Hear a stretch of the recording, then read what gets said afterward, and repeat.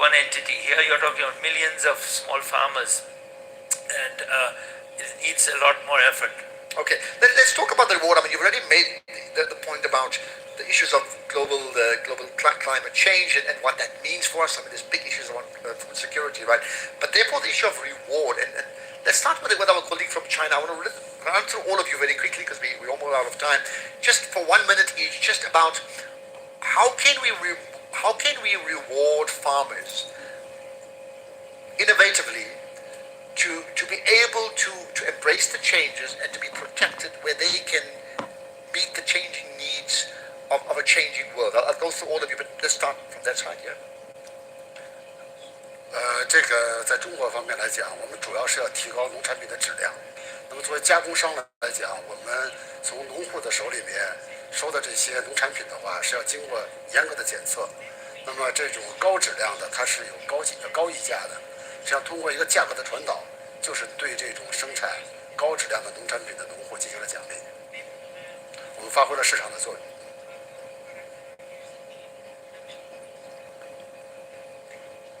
And that gives you the type of rewards that you require. Vladimir, go ahead, your side. I think there are some principles being discussed at the global level, carbon credits, but I think, and particularly for forestry, where you grow trees, there are a lot of projects around that, and a lot of protocols are being set up for that. I think the beyond the carbon credit, which is obvious, we need to also pay a certain premium to farmers who follow practices. Either can come through more money, or it could come through priority in purchase or better shelf space in the supermarkets. It is critical that the world addresses that. And that they must cause that shift. Momentum has to create that shift. Absolutely, point taken. Vladimir, let's get your thoughts on that. Vladimir, yeah? Yeah. Let me remind that at the BRICS forum held a year ago, it was decided to create a free trade bloc among BRICS countries and to enhance our economic ties.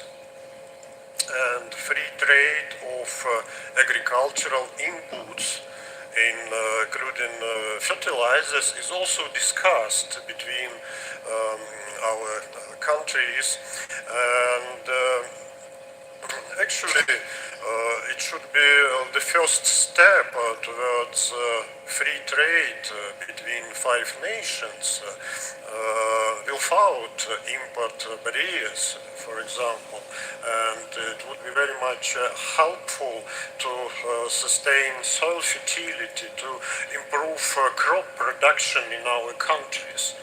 And I mean, that's the type of reward you're talking about, and has been alluded to that. I think it's so important. Point made.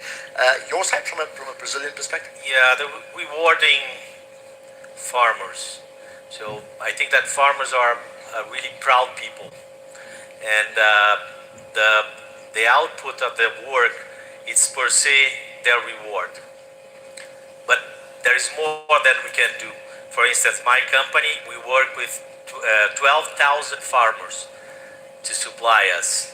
So 12,000 farmers that we provide technology, that we provide knowledge. So we are improving their way to work, and this is a reward. We have to pay for that, and this is our reward. I think that's the path. Okay. Reward for that, right? Your thoughts? Let me close with a different dimension. My colleagues have covered the rewards for farmers. Yeah. But out of all of this conversation that we've been having about South Africa, BRICS countries, it also applies for the African continent. Absolutely. Quickly, if you think back year 2000 up until today, and you look at Africa's agricultural output, excluding South Africa, that increase that has happened in the continent has largely been because of the expansion in area planting, not the improvement in productivity. We care about the environment. That means then we don't want people going around cutting trees. Then we have to improve agricultural productivity by not yields, not the area planting per se. And I think all of this technology and information sharing is why it will be beneficial for Africa to boost its agricultural productivity and also interact productively with BRICS. BRICS, and I think that's important. And maybe as we wrap up now with about a minute or so to go, I mean, you had the ear of the president, South Africa that is. I mean, you're part of, well, we'll debate that, right? But we certainly have a strategic position, right? What would, I mean, you not just, we were talking about addressing the leaders of BRICS, like the 5 leaders, in relation to agriculture. I'll start with you. What's the one message you want to give them, very, very quickly? I mean, the one message that we want to give them is that technology will assist us in coping with climate change, and we should ease trade amongst ourselves and interact proactively with Africa in that. Technology, ease trade, productivity, right? Yours? Same question, just last one to wrap up. No, you. Me? Yeah. Quick. Yeah, no, what it's advice, exactly the same. What can you tell the leaders here? That is technology. Okay, ditto, hashtag repeat, right. Vladimir? I think educational activities are very much important nowadays to disseminate the knowledge about new agricultural technologies. And for example, in July this year in St. Petersburg during Russia-Africa Summit, we announced a special educational platform, Pro-Agro Lectorium, and this platform is based on modern agro-technologies. Okay. Can I stop you there? Something I got that point. I think that's well taken. Right. Just your last thoughts. I think the farming community is the most hardworking community in the world. They are the least rewarded for the hard work. They are the most impacted by climate change, and the governments need to focus on building resilience for farmers. Otherwise, we'll have many more food crises going forward. Okay, let's wrap up then with the Junyu, yeah? 好，利用这个平台啊，我想做一个倡议，就是我们应该继续加强金砖国家的粮食安全合作，继续加强金砖国家的贸易合作，同时还要加强金砖国家的这个农业方面的投资合作。谢谢。 Absolutely. And that's where we're going to leave it. I think it's a good way to end. Thank you so much. Applause for everybody there. Certainly for the panel. Thank you. And thank you for giving off your time. And good lessons learned. And I think there's a challenge certainly to the BRICS community and the leadership as well. Thank you so much. Sense of urgency. Thank you. There we are. Thank you for your time. Thank you. Right. So I'll tell you what, we're going to move on. After the next session, we have a tea break. I think and I'll call upon Nozipho Shabalala once again to handle this session. And I think in the context of what we spoke about around climate change, the issues of a just transition, well, we know is a particularly important challenge. So I'll leave it to Nozi to lead the way. Thank you. Thank you so much, Ashraf. Ladies and gentlemen, as we get ready now for our next session, just before the tea break, so allow me to welcome my panelists to please join me up on stage. I'm joined by the Group CEO of Standard Bank, Mr. Sim Shabalala. Let's give him a round of applause as he comes up, please. Mr. Shabalala, your chair is right next to mine. Representing Brazil in this conversation is the president of the Brazilian Association of Animal Protein, Mr. Ricardo Santin. Let's give him a round of applause, please, ladies and gentlemen. Allow me to welcome the head of strategy at web.rf. His name is Mr. Alexia Kechko. Let's give him a round of applause, please. I'm hearing 5 people clapping, and I'm going to ask you to help me really get the energy back up into the room. Thank you so very much. Joining us from India is Mr. Nishant Arya. He is the Vice Chairman and Managing Director of the JBM Group. Let's give him a real round of applause. And it's my pleasure to welcome Chairman Jin Hua, who is the Executive Chairman of the State Grid Corporation of China. Let's give him a round of applause. Thank you so much. Ladies and gentlemen, we know that we are standing between you and a good and well-deserved tea break, so we are going to be sharp, short, concise, and to the point. Mr. Shabalala, I'm going to start off with you. And I want us to talk a little bit about Standard Bank's support and for renewable energy projects on the continent and in South Africa. My question to you is, what is the funding balance between traditional energy sources and renewable energy, and how does that reflect how the group is supporting the just transition on the continent? Nozipho, thank you very, very much, and thank you for the privilege of being here. It's wonderful to be here, and welcome to our fellow panelists, and many people who've traveled long distances.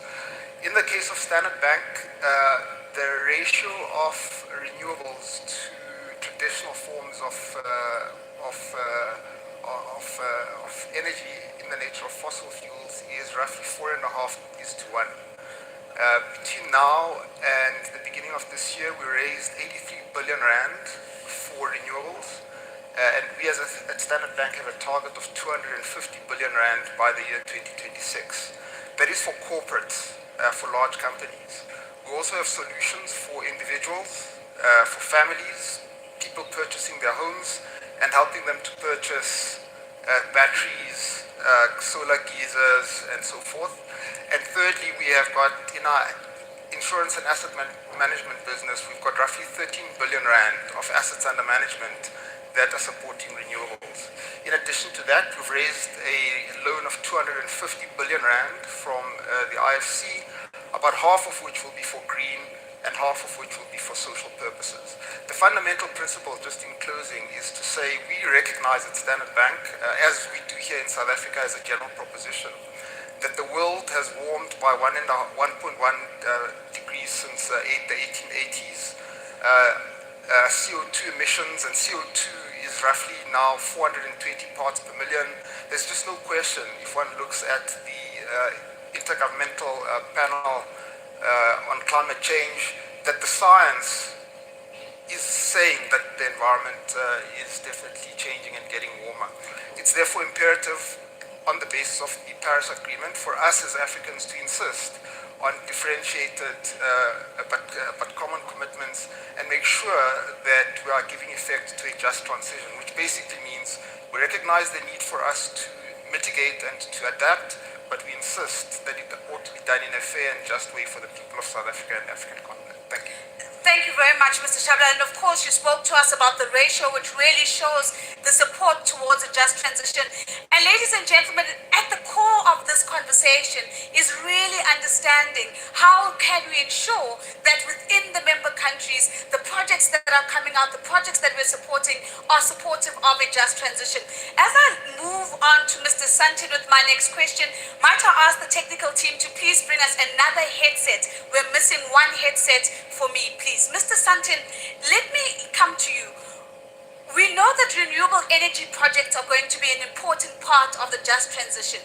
Where is the opportunity for us to see more coordination within the BRICS bloc for renewable energy projects in particular? Well, thank you, Nozi. It's very nice to be here. Thanks for the invitation. I think there is a lot of opportunities between us. For a just transition, I have a personal statement that says there should be no border for food. And these countries, like BRICS, needs to work together in complementarity to assure food for our people and a good condition of access and a good condition, a sustainable condition of produce food. And on this field, we have a lot of, as Mr. Bruno said before, we have a lot of knowledges that can be exchanged between our countries. We have a common people, we have the people that are the same situation. We need to develop the agricultural basis. We can put on the field the renewable energies. For instance, in Brazil, we have a lot of legislation, and I think we could harmonize the legislation between the BRICS countries regarding the sustainability. And also, we can make, for instance, biodigesters, so photovoltaic energy in the farms that produce food. I think this is a big opportunity for our countries because we have this complementarity also in renewable energies. So ladies and gentlemen, a very clear call to action. How do we begin to more intentionally harmonize our legislation? And of course, hearing you talking about the fact that there can be no border for food, and it's an emotive call to action that I hope is really going to resonate as we begin to unpack this a little bit further. Mr. Ketchko, talk to us a little bit about some of the adaptation projects that are coming out of Russia and how are those positioned to really leverage the BRICS bloc market? Right. Well, first of all, thank you for hosting such a beautiful event in South Africa. I think we shall make a lot of breakthroughs.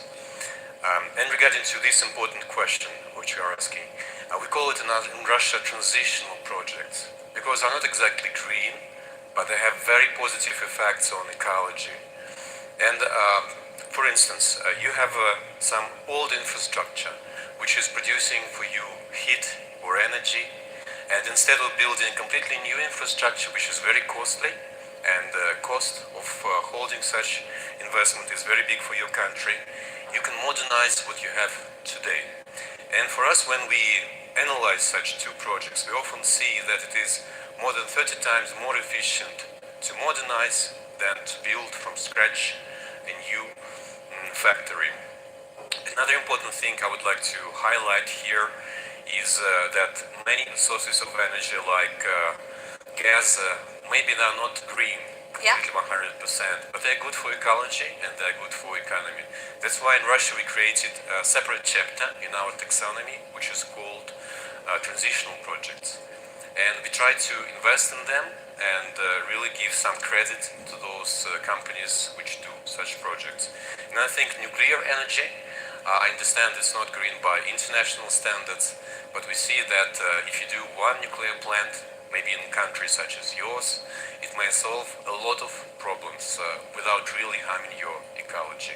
So this is the Russian approach, very pragmatic, very efficient, not trying to make everything 100% green.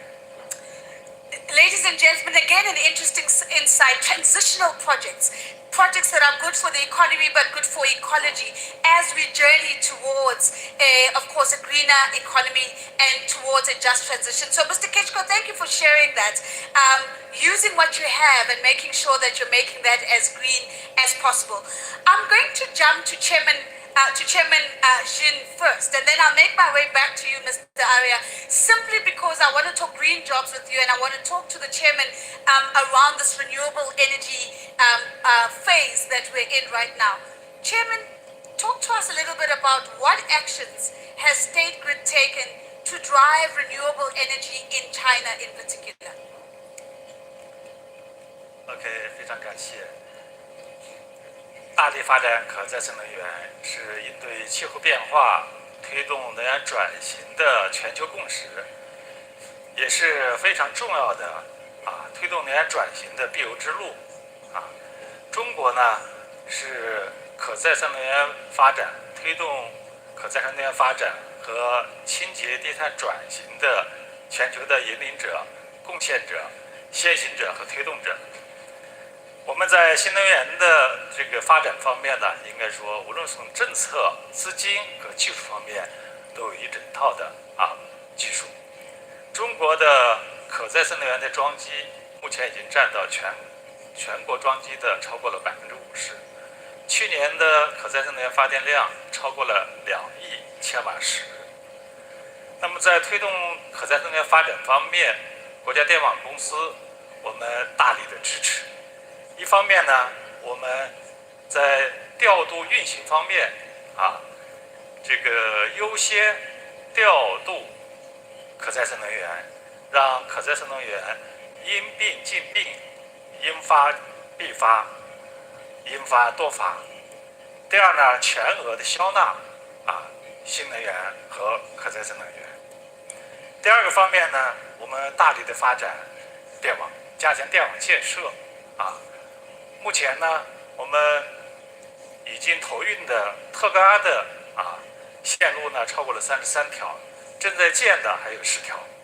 同时加强各级电网的建设，为可再生能源的发展提供并网和消纳的服务。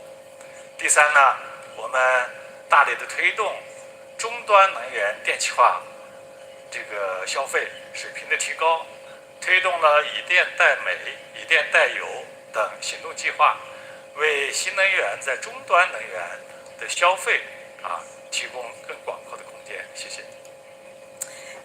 Thank you very much, Chairman. And of course, as you talk to us around how climate change has been a real trigger for us seeing renewable energy installed capacity in China increasing as it has.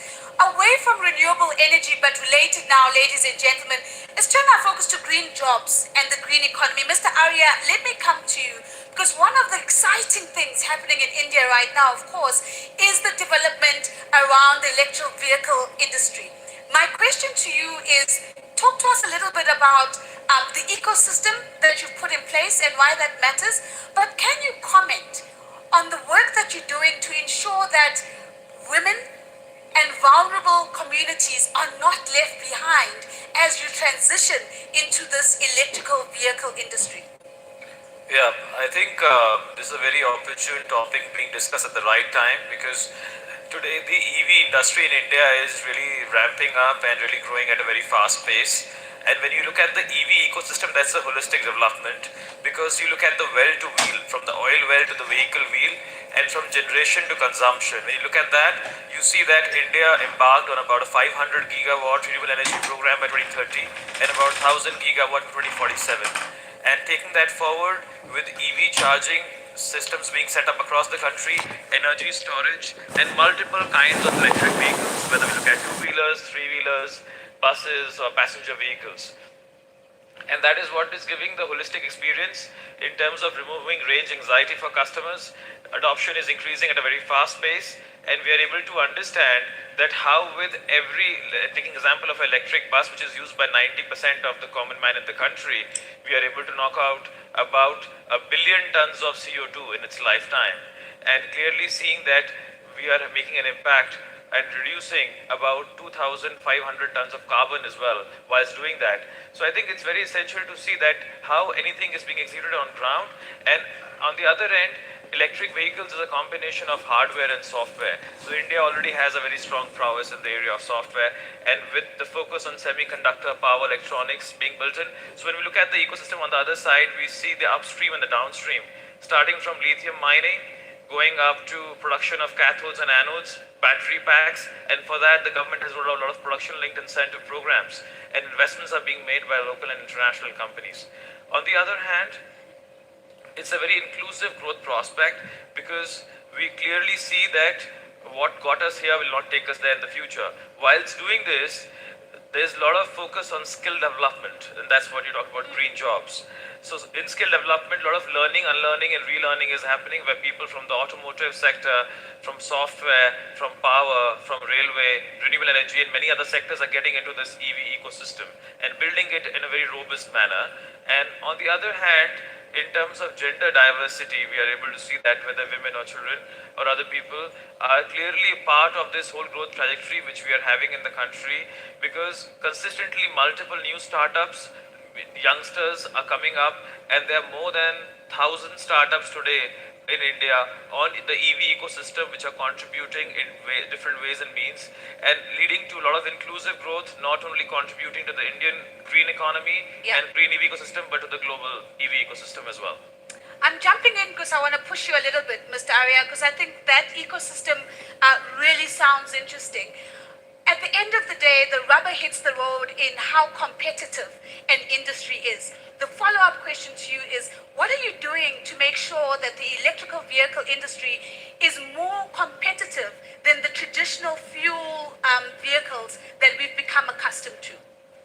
I think EV industry and green industry really works on total cost of ownership. And in total cost of ownership, we clearly see the whole life cycle cost for any such product or service, where we see that compared to different fossil fuel-based or ICE-based vehicles, the operating cost is negligible, about 75% lower, because the number of moving parts reduced from 2,000 moving parts to less than 20 moving parts. On the other hand, the vehicle gets really simplified, and the operations and maintenance cost of such kind of vehicles, the driver fatigue gets reduced substantially, and we are able to understand that the energy security for a country like India, where we import a majority of the crude oil which we use in the country, gets addressed, because we are generating green with renewable energy, different sources, and consuming in our electric vehicles. And on the other hand, we also try and understand that how with this we are addressing the circular economy, because in different areas we are producing biogas from the waste, and that gas can be converted to power which can be used for such kind of sources. So it's a very long-term strategy which gives us total independence and control over our energy security and the transportation for the common man and the public at large. Mr. Arya, thank you very much. And of course, you brought the circular economy into the conversation, which is very important. Mr. Sanchin, let me jump to you. I want to I would like you to talk to us a little bit around ESG projects in Brazil and how they're doing, and how are they aligned to your own strategy of creating green jobs within Brazil? Well, we have a lot of legislation on it, and Brazil have a very, very strict forest code, some legislation that impose to the producers to be more green, and so our companies need to work in a circular economy.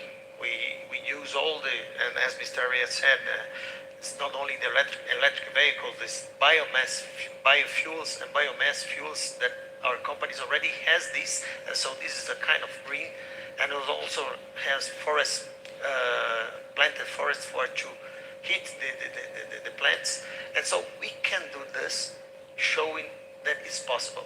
Brazil has a big sustainable model of this. Brazil is supporting, and the government is putting money on, investing money on subsidize the good practice and sustainable practice of this. For instance, to include the photovoltaic energy in the farms, and also the biodigesters producing of pork, producing biomass and biofuels. You speak about good practice, Mr. Santin. So I want to test some of that good practice with Chairman Shin. Chairman, let me come back to you. Can you talk to us a little bit just about some of the returns that you're seeing in terms of ESG projects in China? And what are the best practices or the good practices that you think are driving those returns in China? OK， 应该说我们在金砖国家应对气候变化、保障能源供应、推动能源转型和可持续发展方面有广泛的共识。我们这些年呢，和金砖国家一道来共同推进落实我们的这些转型的具体的工作。一个是呢，我们大力的促进清洁能源的发展我们支持通过资金的支持、技术的支持，包括我们的这个清洁能源的新的一些技术的输出支持金砖国家推动清洁发展。尤其是我们还在海外金砖国家建成了许多清洁的一些项目，发电项目和输电项目。最值得我们骄傲的呢，就是我们在巴西建成了2条特高压的直流线路，把巴西亚马逊流域的水电通过2000多公里长距离的送到了里约和圣保罗。我们已经累计输送了1761千瓦时的清洁水电，同时呢，节约了标煤呢6300多万吨，减少二氧化碳排放1.75亿吨，这是我们的最佳实践。同时，我们推进电网的互联互通，我们先后建成了11条跨国的线路。我们在非洲建成了埃塞俄比亚，包括埃塞俄比亚到肯尼亚以及埃及的500千伏的输电线路，通过加强电网的建设那么为清洁能源的消纳提供有力的保障。第三，我们还积极的开展人才和技术的交流合作。我们和金砖国家这些年我们常态化的通过人员的培训、技术的交流、互访，包括共同举办国际论坛转型，来促进清洁能源的发展。谢谢。Chairman, thank you very much. I think it's quite a succinct insight that you're highlighting for us. How do we better support just transitions within the bloc? You say the subsidies need to be both financial and technical. We need to be looking at interconnections within the BRICS bloc. And of course, you're saying let's not forget about the people and making sure that we continue with lifelong learning opportunities and training opportunities within the bloc. Mr. Shabalala, I come to you last for fear of nepotism because we have the same surname, and I guarantee you that we're not related, but I come to you last with this set of questions. I wonder whether you can talk to us a little bit more about the gender element, because I think we talk about a just transition being inclusive, not leaving women behind, not leaving young people behind. How do we make sure that as we transition to a green economy, as we really become intentional about green jobs, that we've got a gender lens on as we do that? So Nazipa, first of all, not only do we share a name, you're wearing blue, and the brand of Standard Bank is blue. So thank you very much for the free advertising. We deeply appreciate that.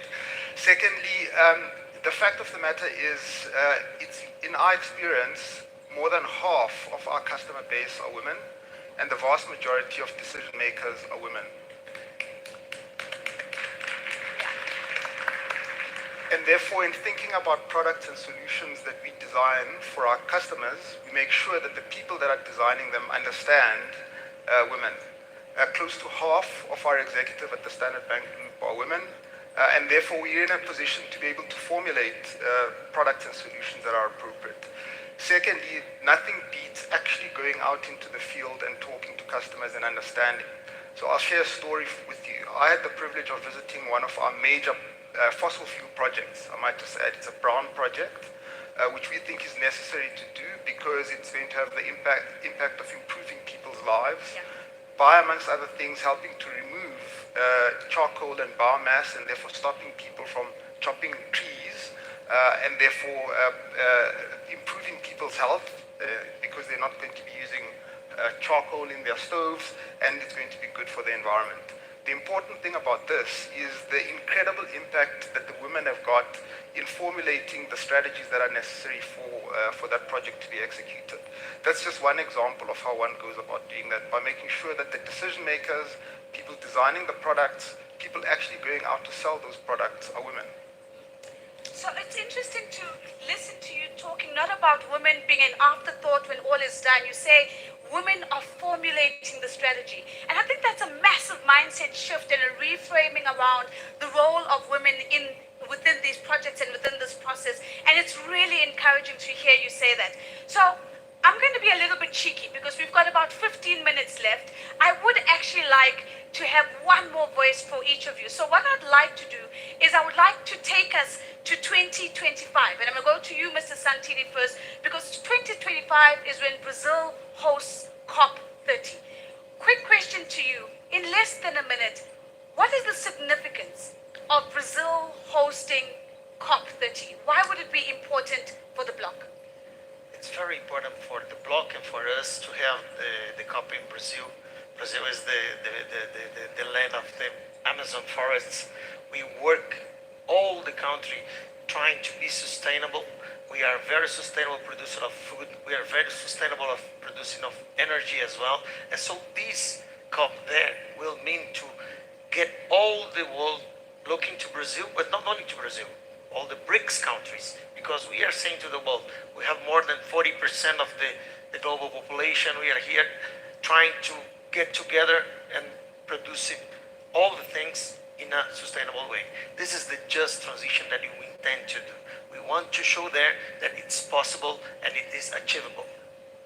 So we have the broad framework from the host. So COP30 in 2025 is going to be showcasing that a just transition is possible. It's going to be practical conversations, showcasing pathways to do that. The rest of my panel, I'm going to give you an opportunity to put one agenda item on the agenda for COP30. So as Mr. Santini and his government hosts, what is the one thing that you think we need to be talking about at COP30 that is going to deliver a just transition? Mr. Shabalala, I'm going to start off with you. Knowing, of course, that you're probably carrying a mandate from the African continent as well. What is the one conversation that's going to be meaningful if we really focus on having it at 2025? The African continent is a carbon sink, and therefore geoengineering is an important element of what needs to be done. And part of that entails the world paying for the fact that the African continent is a carbon sink. And while I'm at it, we need to insist on the right for Africa to use its resources to at once mitigate and also adapt, including using fossil fuels. So it's environmental justice as a core theme for the African continent, what I'm hearing you say, but highlighting, of course, that reparations are expected. So that's one agenda item. Ladies and gentlemen, we're building the COP30 agenda as we're sitting here on stage for the conversations that will matter and on those stages in 2025. So environmental justice for for the African continent, we've got one. We're going to skip you, Mr. Santini, because you're hosting us. So let me go to Mr. Ketchko. Mr. Ketchko, the one conversation that you're going to get on stage for at COP30, what will that be, and why should we be having that conversation? Well, thank you for the question. It's a very important year because back in Paris, developed countries committed themselves to help developing countries to finance just or green transition. And they're backsliding, of course, on it. They're not providing sufficient. And this is the year of 2025 where we have to build a new system of green finance and agree on more financing, more transparent financing, and not just credit, where they give banking business on other countries, but then they give also subsidies to developing countries to help improve ecology. So let's talk about that in 2025. Ladies and gentlemen, we're building this agenda one courageous conversation at a time. Mr. Keshko is saying there has been backsliding. We're going to call for a new system of green financing, and that's the conversation that's going to deliver a just transition. Mr. Arya, you're going to fly all the way from India to make your way to Brazil in 2025 for COP30. What is the conversation that you think is going to deliver on a just transition? No, I think circular economy is a very important element when we look at this, and how each country is able to become self-sufficient and is having inclusive growth is very important, and definitely putting the point across that how the BRICS leadership is being demonstrated with the kind of partnership all the BRICS countries have at this forum would be very important to be demonstrated at such areas where we are able to clearly put across our leadership and the partnership of the BRICS countries, which are driving value. So technology driving value becomes a key theme along with inclusive growth and circular economy. So that's 3 agenda items, but I'll let you get away with it. So circular economies, inclusive growth, but how do we leverage technology for value and not just for technology's sake? Chairman, I hope that you'll be making your way to COP30 in 2025. If you do, what is the one conversation that you want to hear that you think will deliver on a just transition?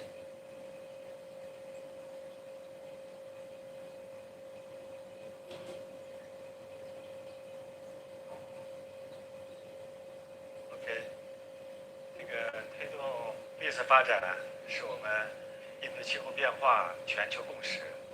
我们应该全球共同行动。那么我们希望呢，在推动绿色发展方面，首先要推动能源的转型，大力发展可再生能源。而推动能源转型最重要的，各国呢要在政策方面要提供支持的政策。第二，要加大资金的投入。第三呢，一定是要推动技术创新，通过技术创新来推动能源的清洁低碳转型。同时呢，我们还要加强国际的技术的交流合作，分享技术经验，来共同推动全球的清洁可持续发展，建设美丽地球。Thank you very much, Chairman. Ladies and gentlemen, there you have it. It's our final agenda item. We want global action and sharing. We want to have a courageous conversation around policy and policy harmonization. And we want to leverage and unlock technology for energy. So with that, we have not only had a conversation about giving meaning to what the just transition looks like for BRICS, we've made it very practical, and we've also leapt forward to 2025 and said, this is what we want to be talking about at COP30. It does conclude our session. May I please ask you to please give my panelists a big, big round of applause.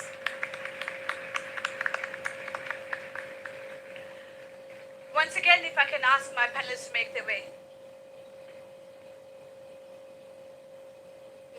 Thank you very much. Nozipho Shabalala, Superstar Deluxe, thank you so much.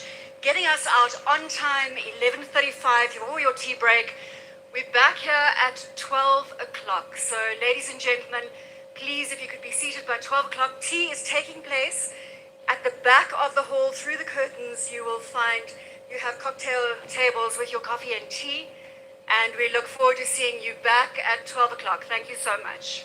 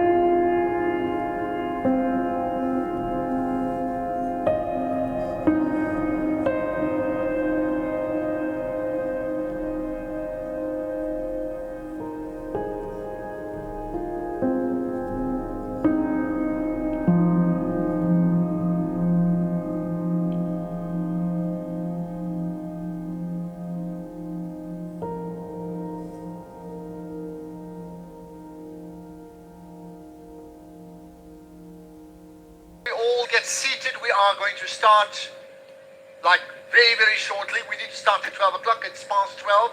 So if you can all be seated, please. Especially the people on my right-hand side, if you can all be seated. We need to get moving.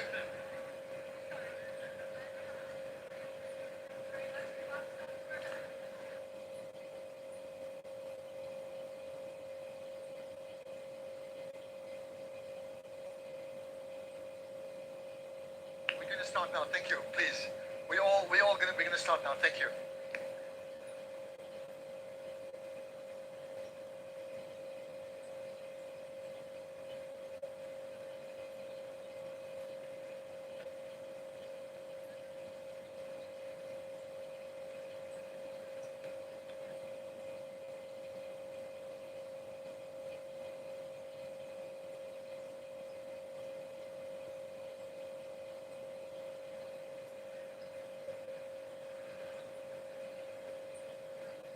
All right, reminder, we're going to start. We need you all seated. Standing is not good enough because we can't get moving if you're standing.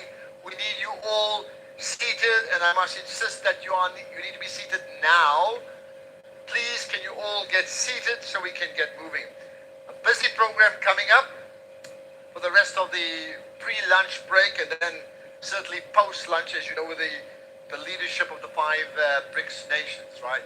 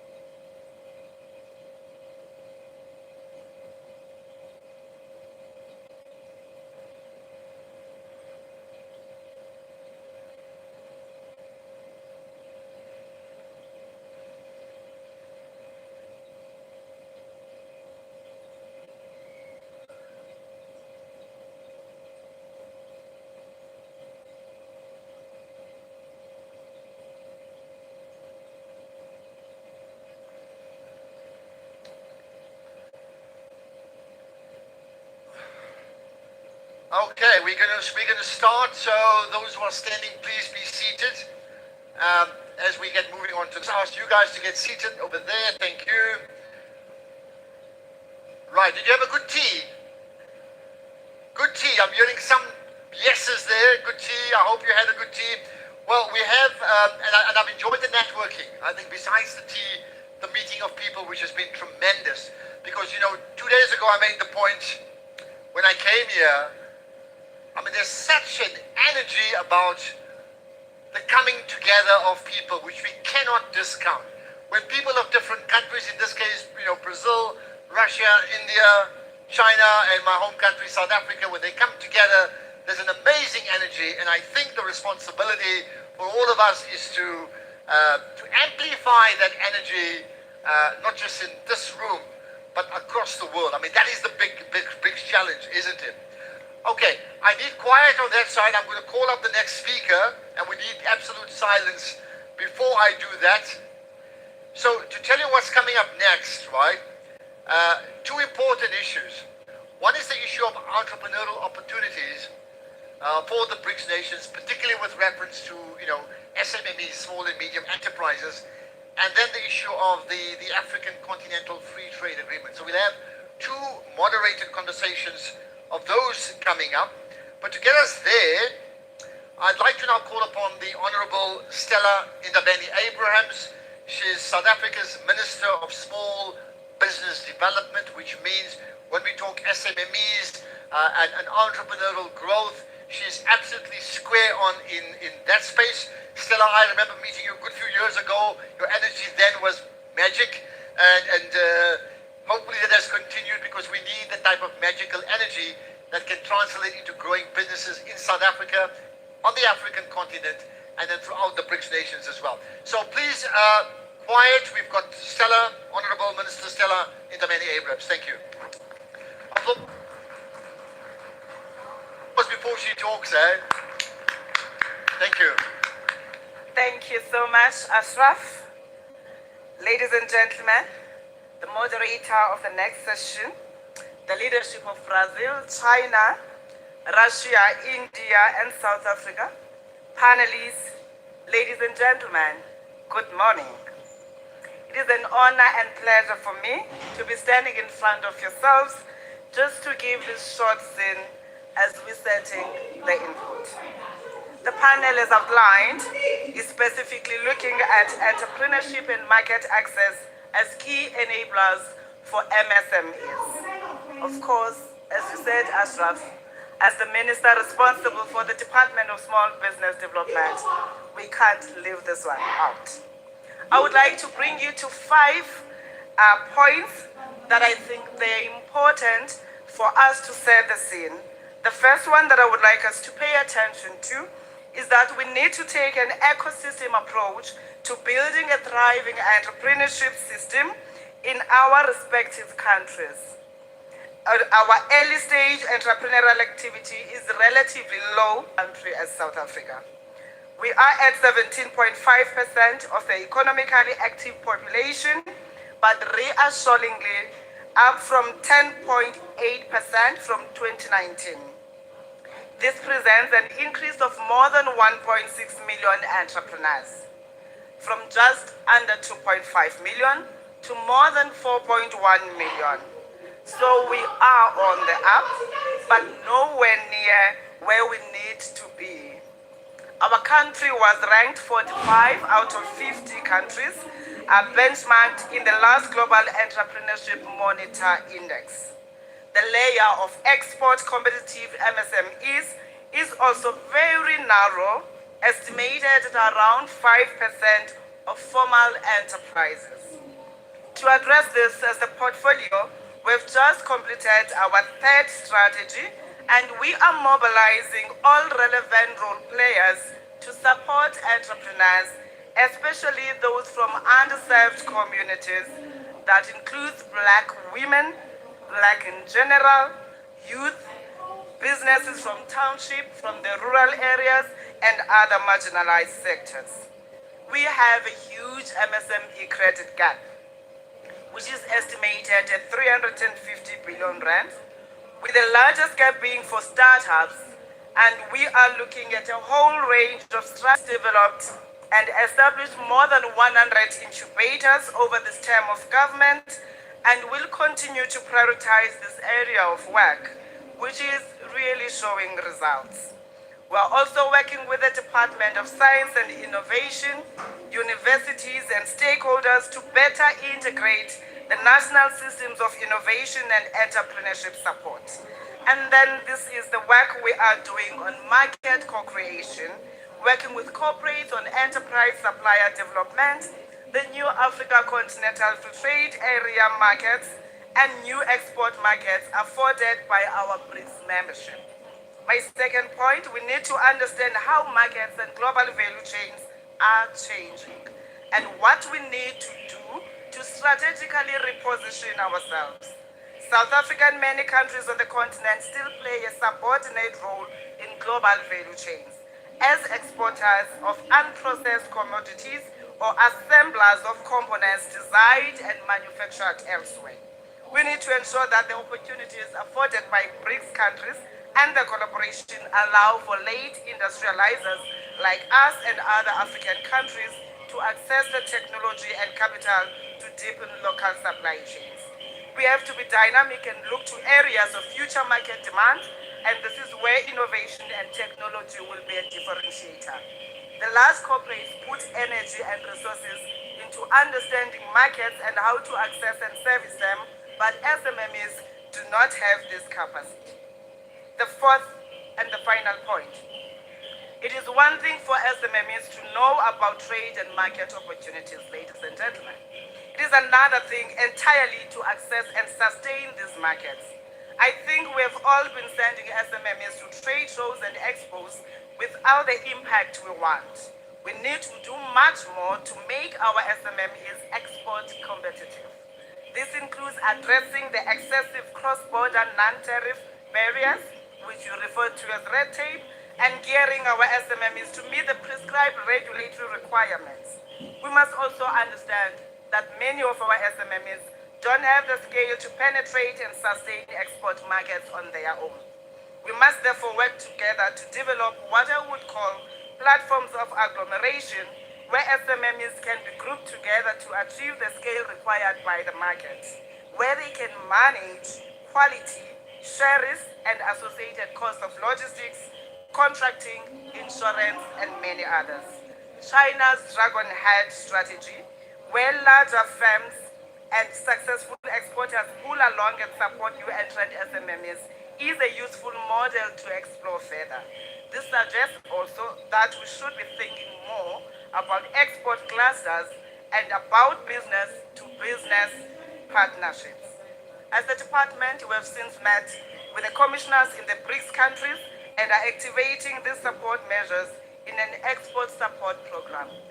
Ashraf, let me thank you for giving us an opportunity and wishing the panel all the best. Thank you.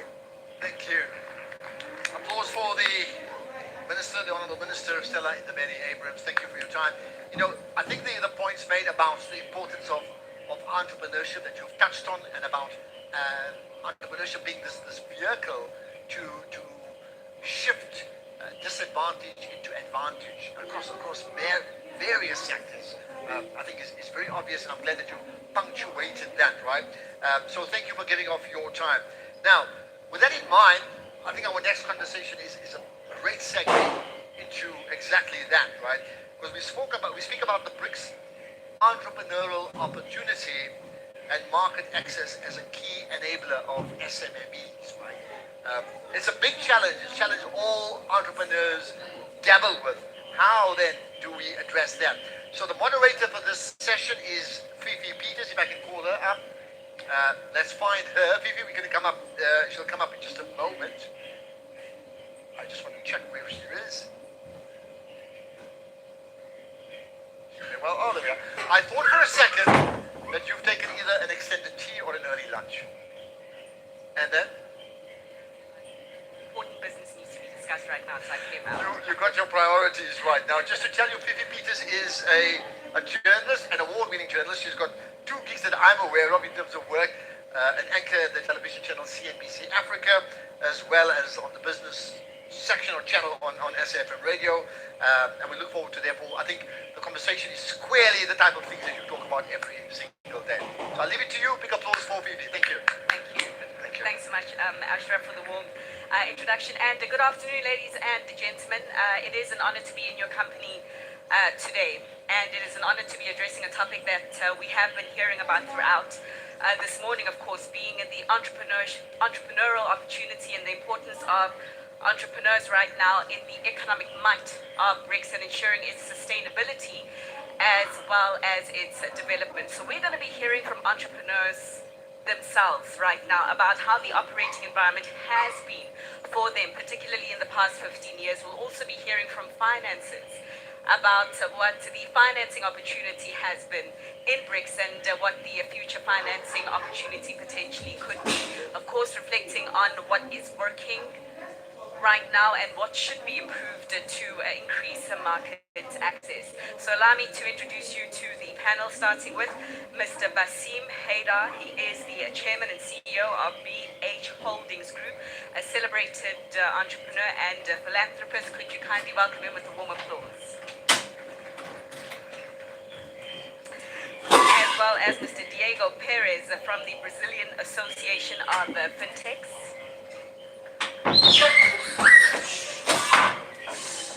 Mr. Igor Zelezitsky, the CEO of the Financial Advisory Center of Gazprom Bank. Mr. Biju Patel, who is the Group CEO of the ETG Group, India, Brazil. And last but not least, Ms. Hai Jing Zhao, the Executive Vice President and the Chief Strategy Officer over at the Chinese Investment Corporation. Good afternoon to you all. I'm looking forward to this conversation. And Basim, I want to start off with you. So right now you are building the second cannabis manufacturing plant here in South Africa, in Pretoria. You essentially have got business exposure to every corner of the BRICS grouping right now, and more. The celebrated success, but perhaps the story. How has the journey in gaining market access within the BRICS grouping been? What has worked? Thanks. Basically, as you know, I'm African. I was born in Nigeria, so it was pretty much my home when I started. So I started my businesses first in West Africa, learned the terrain, understand the cultures, the different cultures, the diversity in Africa. But it was a very natural thing to start to expand to the south, North Africa, East Africa, and so on. And dealing with a lot of regulations is still a huge blocker for business, and especially for those that do not understand the African terrain. One of the issues is so many different laws and regulations in each of these countries. On top of that, many of the regulators that have been in power have been there so long, and they need to adapt to the new way and the new youth of how we do business today across Africa and across the BRICS countries. I have seen in some places where there's been, a lot of technological advances, mainly because the regulators understood what SMEs needed and how they could become large businesses. Obviously, I'm in technology, I'm in investments, I'm in agriculture on the medical cannabis side, as you rightly said. I chose, obviously, South Africa because the regulations were easy in terms of South Africa being kind of one of the rare signatories to a UN convention on medical cannabis, and the regulator having very strong standards that were accepted globally, which is unfortunately not available in many other African countries. Besides that, obviously the availability of land and the infrastructure to be able to export high quality grade medical cannabis out of the continent. Sure. You take that into context and you try and apply the same thing in other BRICS nations where we operate. It's impossible. It's just a completely different formula. So the idea was to always try and operate with the local partners that understand the markets a lot better than we do. But I think what is missing here is proper trade agreements between the BRICS countries and the newcomers, hopefully, as the BRIC expands. Today, you've got ECOWAS, you've got COMESA, you've got, I think someone needs to look at all of this again in the frame of the BRICS itself, and maybe reevaluate and refurbish these agreements to better fit today's world. So I'm going to come back to you for the specifics, particularly around the regulation that has made it difficult for you to expand, and also the trade agreements that you think could make your life and perhaps some of your respective colleagues in the SME and SMME sector rather on the continent as well as in the BRICS grouping a lot easier. But before I do, Bijou, I'm actually going to hopscotch all the way to you, sir, because your business also quite deep-rooted in Africa, although you currently connect quite a number of small farmers with their exports in the agricultural sector to many places in the world right now. Basim was talking about the fact that he's managed to grow, notwithstanding some of the headwinds around regulation. What has your expansion story been like, and what would you change? It's entrepreneurship, and the journey has been an extremely rewarding as well as a challenging experience, right, over a longer period of time. On any given day, you have both extremes, right, extreme challenge, extreme reward. And so you just have to sort of knuckle down and keep pushing forward and finding ways of getting through whatever obstacles they may be, whatever challenges they may be, and keep thriving towards a common focus or a common goal, right? But, one of the biggest challenges we can perhaps talk about across, and we largely see this across most of the markets we operate within, is the regulatory environment. Again, coming back to what my colleague just said earlier. And the regulatory environment needs to sort of enable entrepreneurship, it needs to enable SMEs, MMEs investments, and so on and so forth, right? So whether we talk about India, whether we talk about Africa, a very fair, just, stable regulatory environment needs to be created. I think, and this is something as a BRICS community, we really need to sit down and figure it out, right? Expect our lawmakers or our decision makers to sort of drive that. I think it's for business, and that's how, again, the whole concept of entrepreneurship starts, right? It's for business to sort of drive these changes, explore these initiatives, and force leadership and government to sort of create these frameworks. So I think that responsibility starts with us, largely. And I think dynamic plays happening, whether you talk about, and from a geopolitical sense, large, right? But it's important, I think, for us to sort of sit down and figure out what sort of works, find that commonality and build on that. Okay, well, that's the purpose of this platform. We're here as business to talk about that, and hopefully we'll be able to walk away with the solutions when this all wraps up. Diego, representing the fintechs over in Brazil, the largest economy over in Latin America right now. I imagine that a lot of the that you do represent as an association are looking beyond Brazil's borders. How has that journey been for them, particularly within the BRICS cluster? Okay. Well, first of all, it's a privilege to be here alongside the brightest mind of our groups, the BRICS nations. And in Brazil, the fintech scenario is true. Can you speak a little bit louder? I want to make sure that I catch every single word you say. So in Brazil, we have successful use cases from fintechs. Sure. You know, so there are companies that can comprise all the Brazilian territory, but also offer services not only in Latin America, but also elsewhere, like Asia, Africa, and so on. And now we are now receiving the fintechs from our nations as well. To set foot in Brazil, like the major one, the platforms that can provide cross-border payments and services for travelers and so on. And all of this was possible because of a public agenda to foster innovation, to foster technology on the benefit of the financial services in Brazil. The financial services in Brazil is very efficient. This is not a problem. The main problem is because it's very concentrated. We have only 5 big banks holding at least 80% of the financial services in Brazil. So we have to dilute this concentration by opening doors for innovation, for the smallers, for the challengers, for fintech companies that can offer those services for the people or for the small business as well, that sometimes they don't have the proper access for their services, or when they have it, they struggle with the high costs. Okay, so we work together with the regulator, and we try to organize the market to show them the benefits, how to provide a better business environment by considering the innovation and the technology as a key solution. To include the Brazilian population and the Brazilian small business on the financial market. Sure. So your challenge has been slightly different in a sense. Market dominance by established players has perhaps been the biggest difficulty in growth and expansion of SMEs. Yeah. The market domination is not only the main problem, but they do not have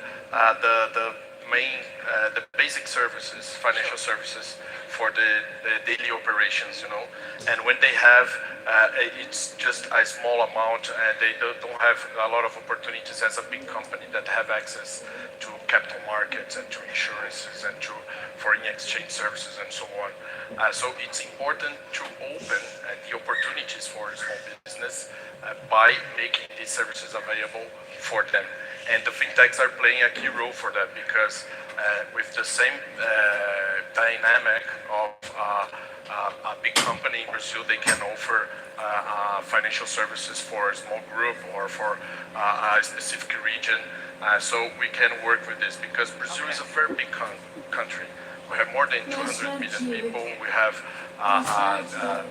gigantic territory, so you can focus on certain regions, certain groups of population to make this possible. All right, okay.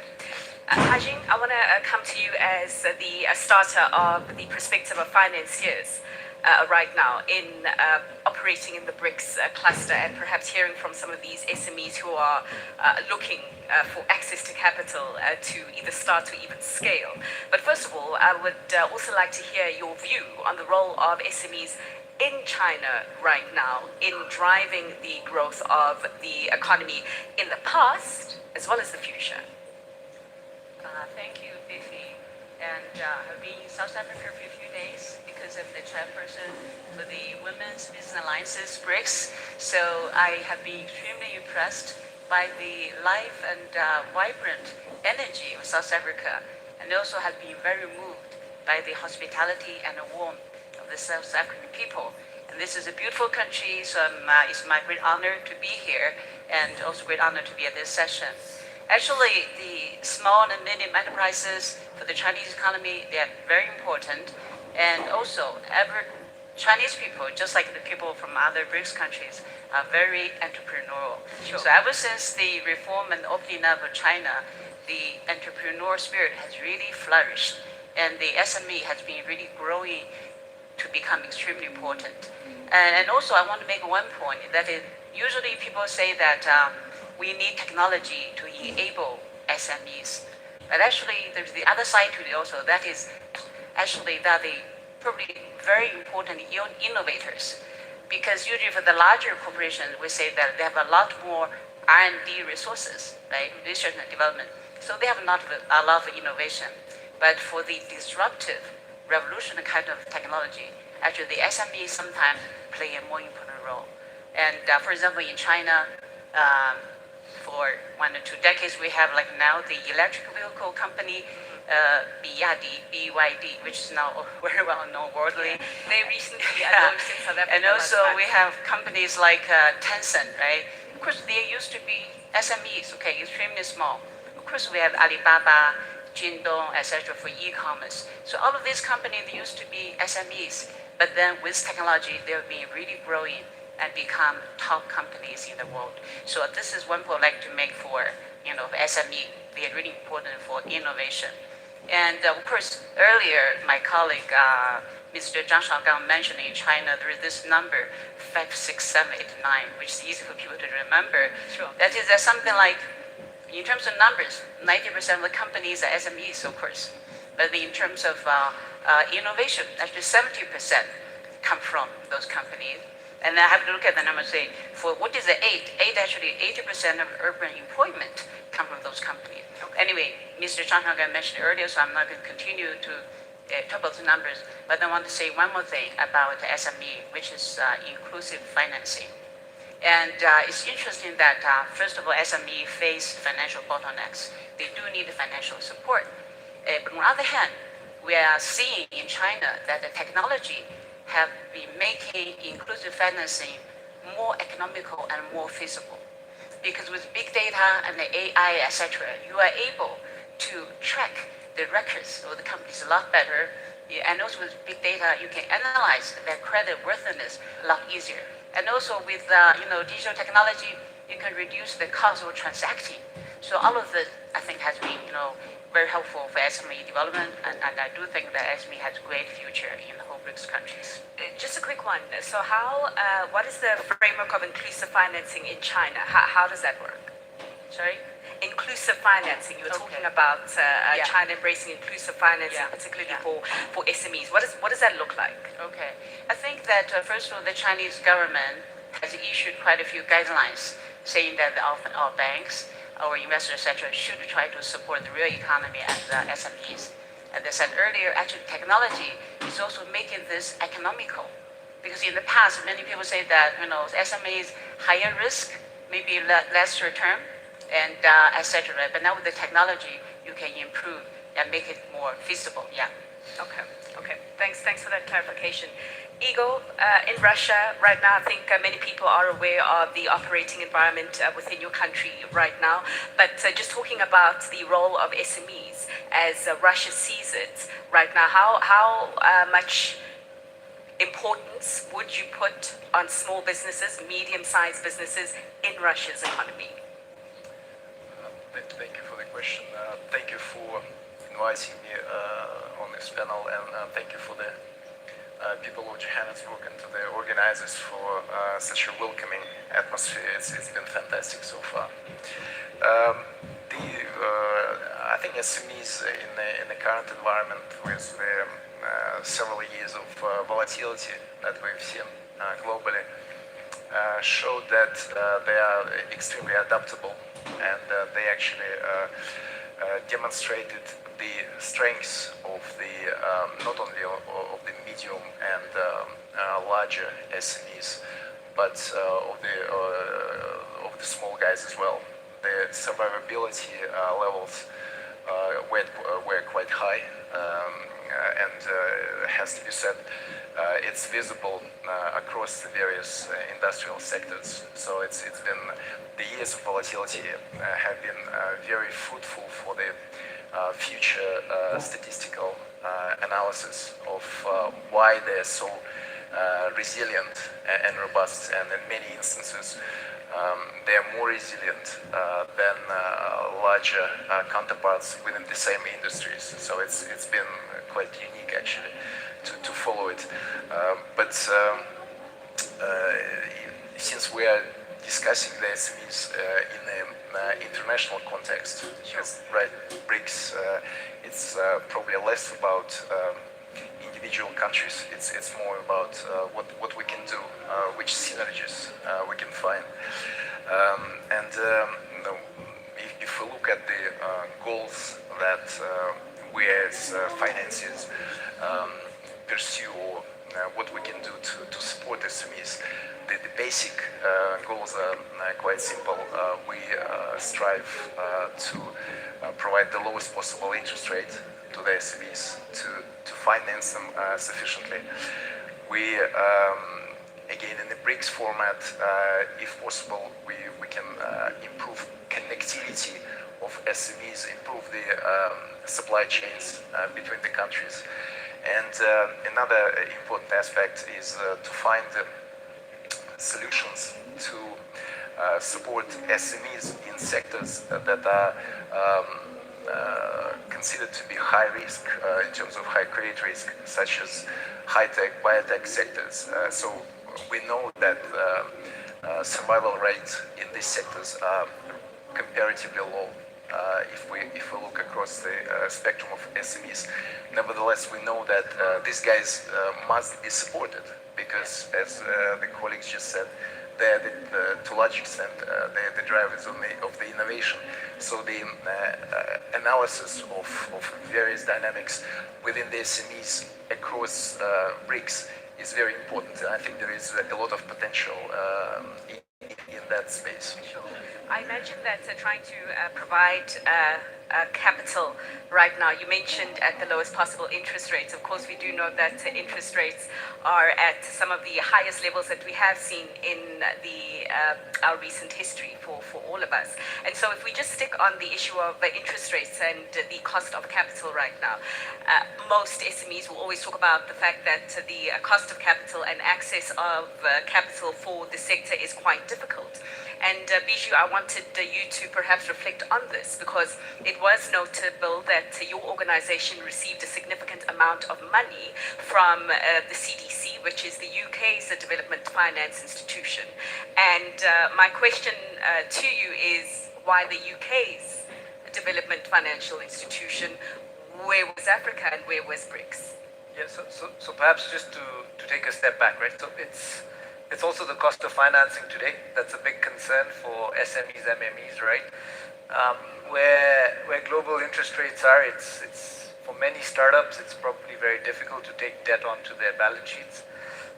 And so, I mean, over a period of time, and obviously it's a long-term journey, you build the right relationships, you build the right networks, because what you're doing on the ground, what businesses you're building on the ground, creates an impact to different institutions, right? So we're not just backed by the global DFIs or the UK-based DFIs. We're also backed by a lot of African DFIs. We're backed by a lot of Indian DFIs. Sure. And the benefit from, you know, the more localized DFIs, and when I talk about that, for example, India Exim or Afri Exim, is that they are able to weather and support you with some of the cost benefits when you have a higher interest rate regime. they're able to provide some form of subsidy support and structuring that assists, and not just for entities like ours, but SMEs, MMEs around the world, because that's their mandate, right? Their mandate is to go and support development, their mandate is to create impact, etc. And I think the thought that we must all take back is, what can we as a BRICS organization do to create the same or a similar type of an institution to support these entities that are really trying to develop and grow from.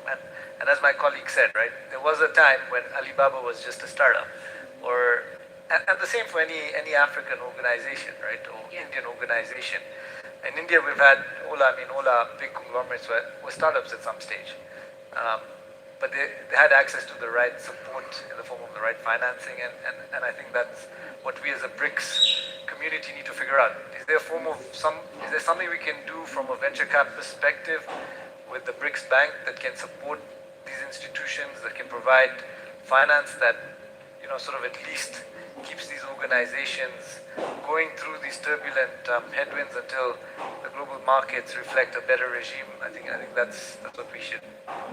For sure. Alibaba, and of course, Hajing did also make reference of Tencent, which is quite a familiar story in the South African context. Many of South Africans and its other investors that do span across the world know the story quite well. Bazim, access to money to have grown. You're operating in like 30 countries right now. The customer base, particularly in your financial services businesses, ranging over the sort of 560 billion customers. Was access to money difficult for you? And I suppose maybe the more important question is, how should access to capital be improved? There's a couple of things that we really need to look at here, because when we talk about interest rates, we somehow psychologically link that to the dollar or the pound interest rates. But when you operate across the emerging markets and the BRICS countries, you realize interest rates in some of these countries are in excess of 25%. You want to conduct business in the country and you're trying to borrow financing to grow. Banks are looking at it very differently today, and banks are saying, well, okay, I'm going to lend you in dollars, but you're earning in Naira in Nigeria, for example. The rate in Nigeria started this year at 450, it's 940 today.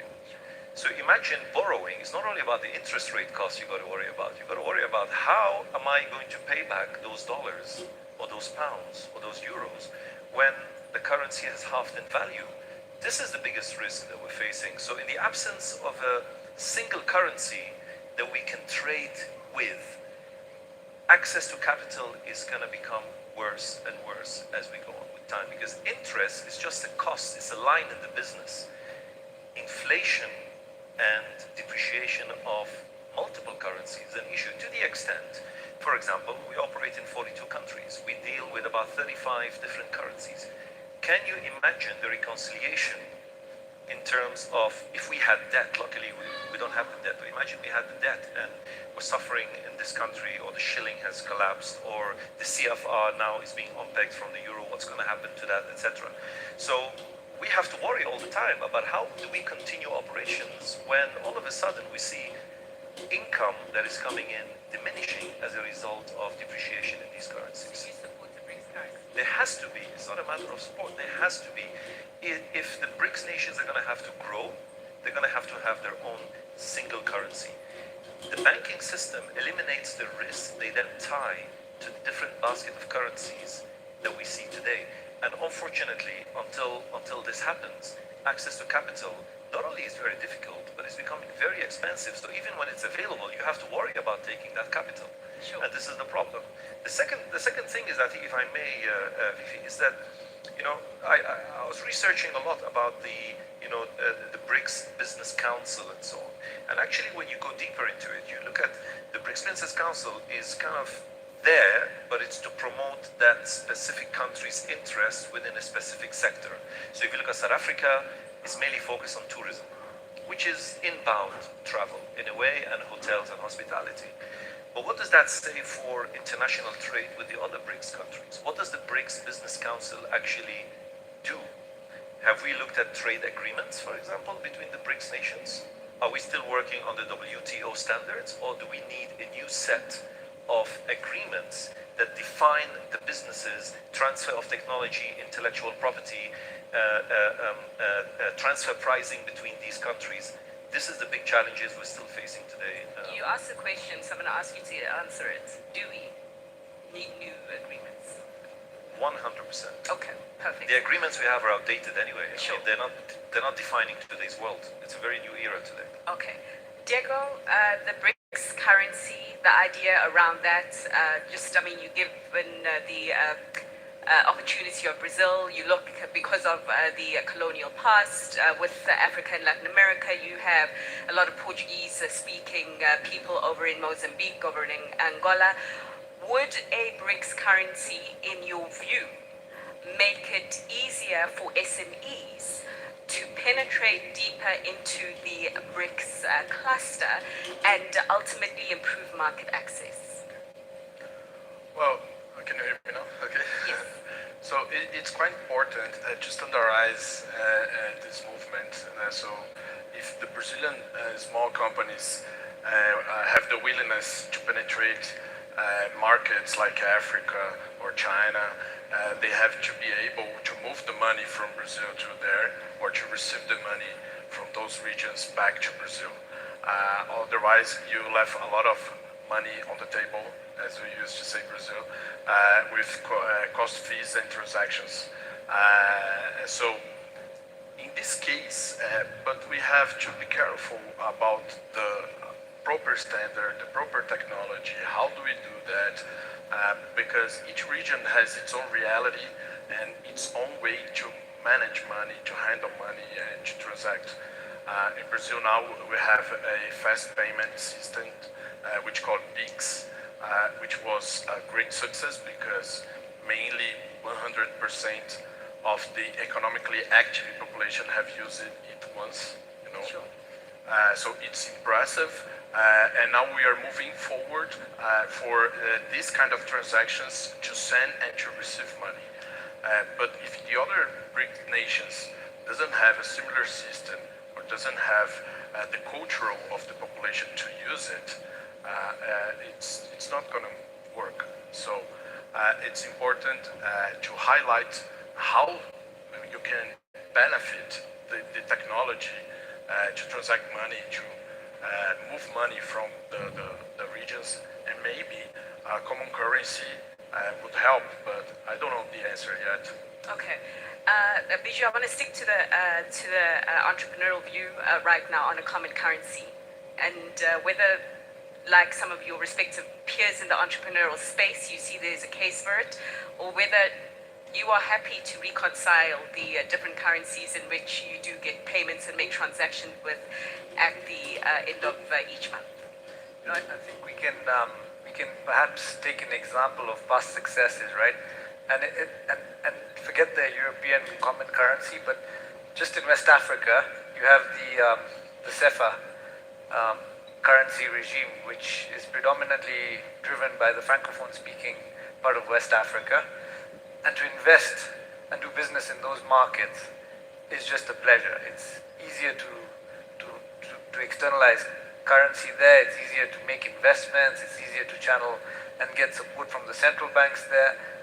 And I mean, it's still relatively young, I would say, but that experience has been extremely, extremely positive. So, you know, from our end, it would be 100% support towards a common currency.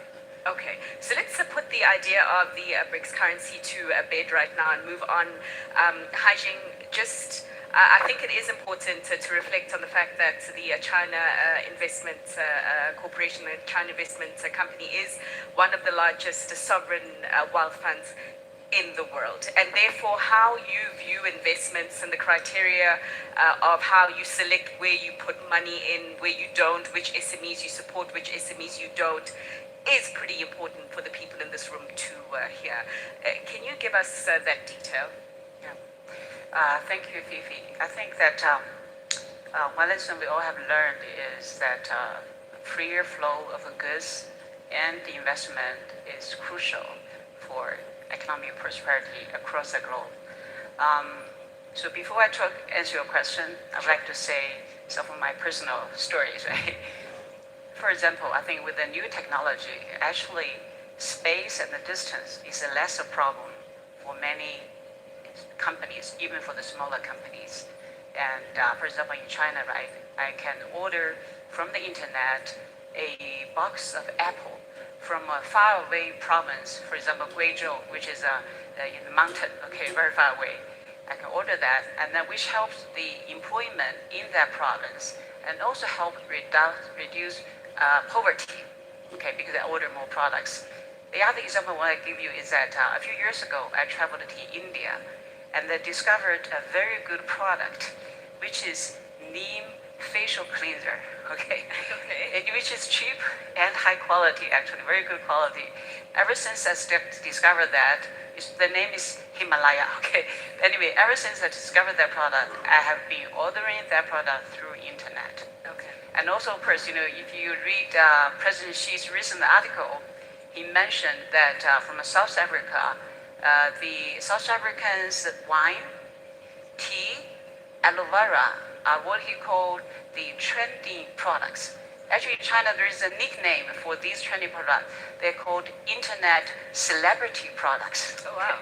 Yeah, so once you become the internet celebrity products, many people will buy it from you, all right? So I think those have been really good businesses. Now, of course, the list can go on. You can buy beef from Brazil and chocolate from Russia.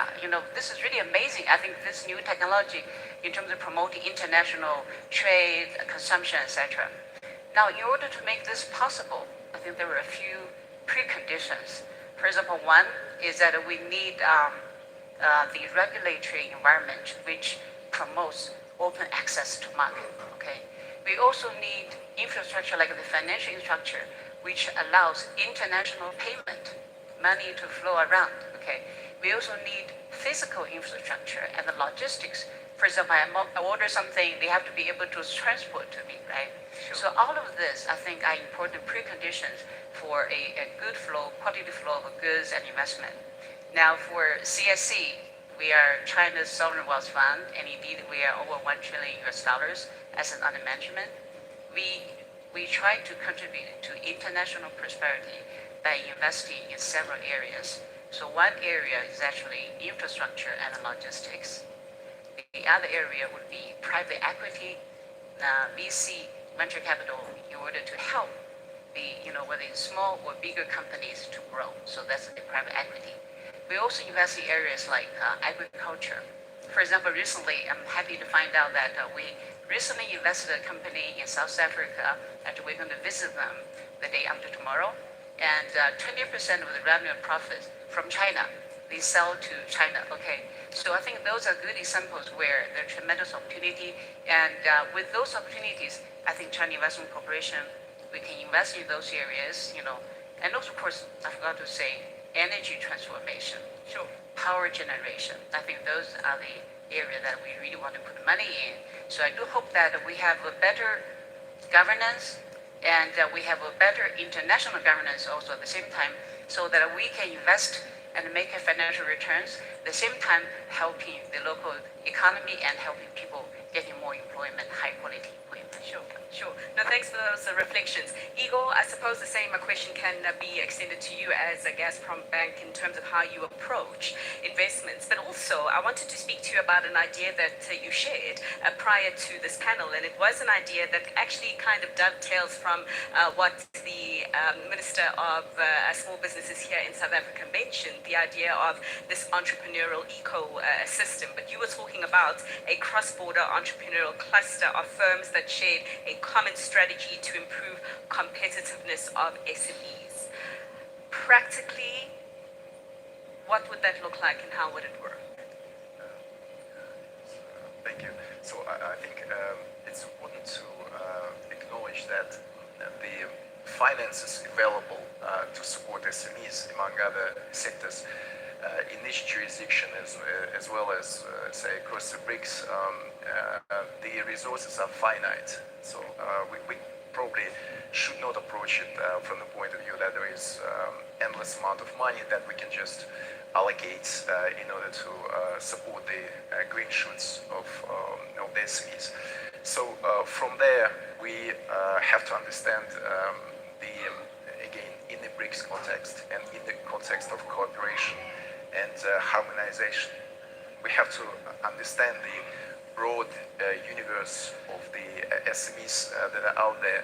If anyone ever sort of got involved in the analytics which are relevant to the SMEs, portfolio analysis and so on, they know that the SMEs are the most difficult sector to analyze. Why? Because the SMEs differ by size. So what's considered to be SME in Europe is up to turnover 50 million euros. What's considered to be the smallest SME in Africa, it's individual business.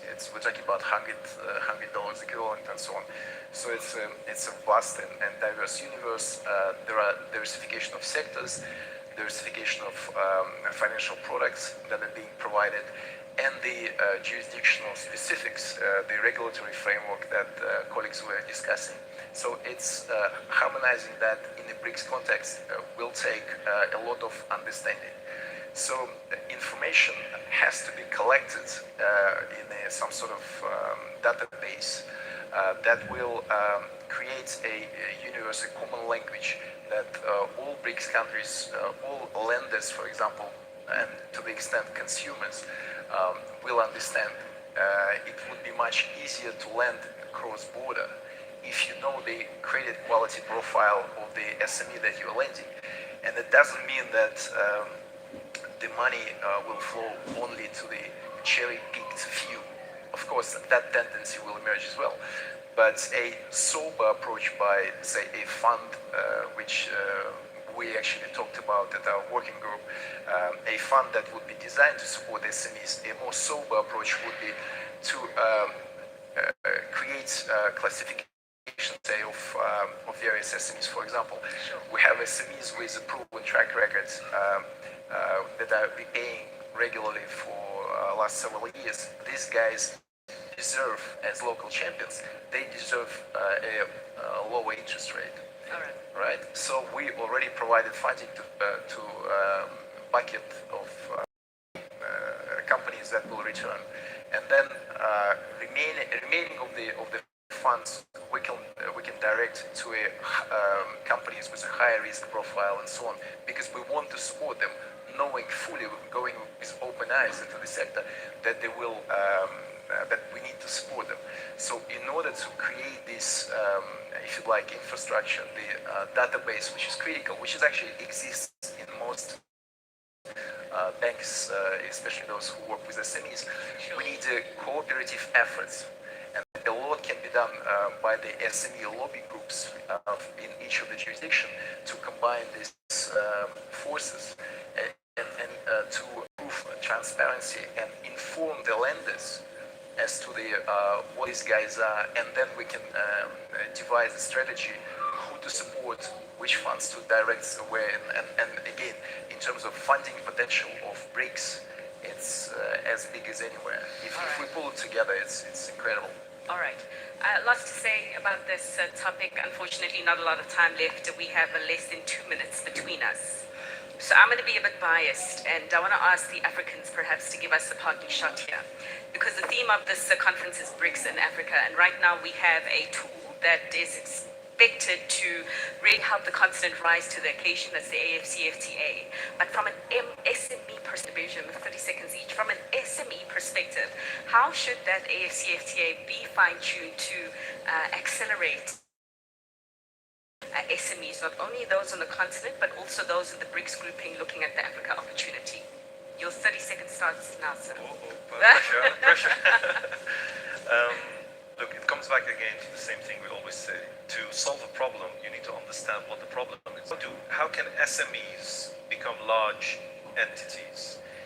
They can only become so if there are frameworks and understanding from government and regulations, because we're interconnected with government whether we like it or not. One way or the other, we're working in a definition of a policy defined by each country individually. And until we have some sort of a policy that enables these SMEs to have better access to capital, better regulation, updated regulation, and then most importantly, cooperation between government and business. I always hear about business. We need government and business to sit together, so we tell them what we like, and they can also advise us and hear from us on the challenges we're facing. Got you. Bijou, do your best. Give us the last Just word. to add on to what he said, and it's just a small addition, it's actually reflecting from what our colleague from China just said. Supporting through venture capital structures and private equity funds, etc., that have helped build a lot of these startups into large corporations. That's it. We'll make that the last word.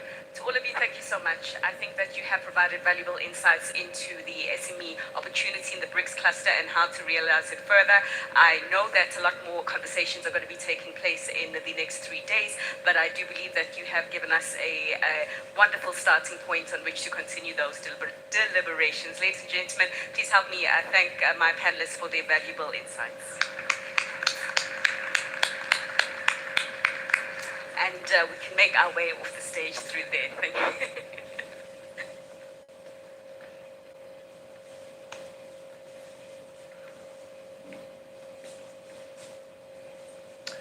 Okay, there we are. I hope you took a lot out of that very important conversation. I mean, I'm just picking out the last bit about, how do SMMEs become bigger? Basically, how does an SMME become a BMME, something along that line. We need to, and that's the big challenge, I think, not just in Africa, but certainly around the world, and the level of enablement that allows for that to happen. Now, with that in mind, I think our next conversation is really important. We'll have a debate, a moderated debate on the free trade agreement, the African Continental Free Trade Agreement. Before we get there, some points I need to tell you. One is, the talks and the moderated sessions are all available. They're recorded. If you just scan the QR code, you'll be able to download all of them. So you've got that. That's one. The other is, by the way, there's a laptop has been missing. If somebody has, by chance, erroneously picked up a laptop bag that contains a laptop, please perhaps bring it up here if you can. It really would be appreciated. It's been missing for about an hour now. So laptop by mistake, just bring it up here. Right, so this is the last session we'll have now before the lunch break, and thereafter we'll switch into leadership mode, where the leaders of the countries, the 5 countries that make up BRICS, will be present. That comes up later on. To get us there, I now call upon His Excellency Wamkele Mene, who is the Secretary General of the African Continental Free Trade Area. That, I think, in the context of what was discussed before and what may happen just now, is particularly important. So if I can call upon His Excellency Wamkele Mene to come up onto the podium, we look forward to your talk. He'll come up in a moment. Thank you. There we are. Give him an applause. I think he missed the first round of applause there. Let's hear it louder. Thank you. Thank you very much, Program Director. It's a pleasure to join this session of the BRICS Council. For the first time, the AFCFTA has been invited to be part of this very important dialogue.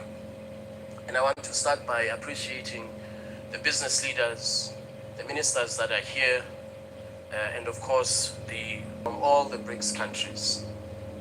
You may be aware that as we speak, there is a trade agreement that is under implementation and operationalization, the African Continental Free Trade Area, which today has been ratified by 47 countries.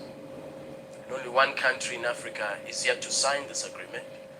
It's a very, very high-level ambition agreement, sets timelines for elimination of intra-Africa trade barriers, intra-Africa investment barriers, and more importantly, seeks to position the continent for foreign direct investment. And that is why the dialogue that you've invited us to participate in today and yesterday is so critical, so that we can jointly explore these synergies for investment, for infrastructure financing, for trade support, to ensure that countries of the global south indeed do become globally competitive, and that they do establish an alternative set of supply chains so that when we see these disruptions taking place again, developing countries, African countries, can sustain themselves even in the middle of a crisis. And so this AFCFTA, as I said earlier, is a very ambitious agreement. It includes trade in goods, trade in services, intellectual property rights, investment protection, digital trade, and of course, a very important protocol on women and youth in trade. And so I hope over the next few days, since this is the first time we've had an opportunity to discuss this in the context of the BRICS, I hope that in the next few days, we will ensure that the investment opportunities, the trade opportunities that the AFCFTA will create across the 47 countries, that in the next few years, we will see mutually beneficial investment. And so I look forward to talking to many of you individually from the various countries that are represented here today. Thank you very much for your attention.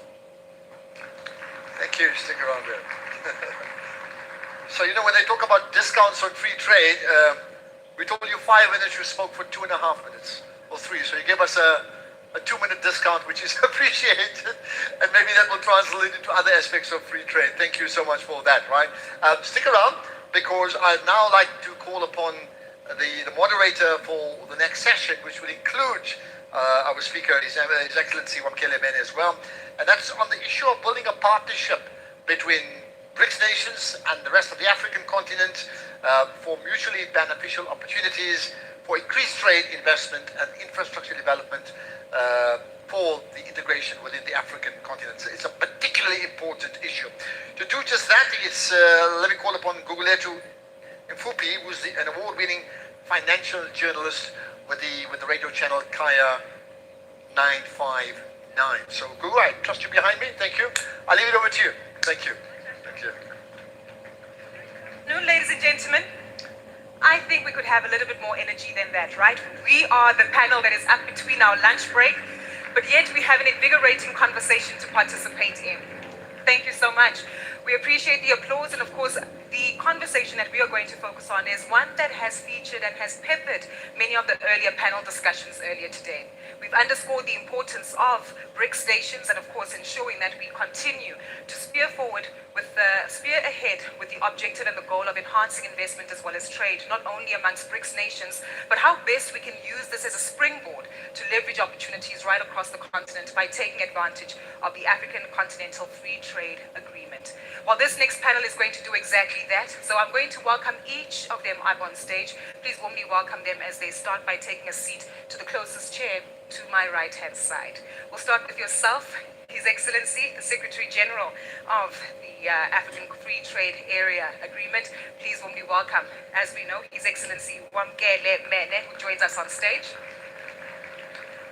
He'll be followed by a representative of South Africa, the BRICS Business Council, leader of the SA chapter, also representative of Aspen Pharmacare, leading pharmaceuticals company across many emerging markets, Dr. Stavros Nicolaou, joining us in the second chair. Representing Brazil, we have Mr. Angelo Oselame, who is the head of Middle East and Africa at Marco Polo, well-known passenger vehicle manufacturer across the continent. Warm welcome to you, sir.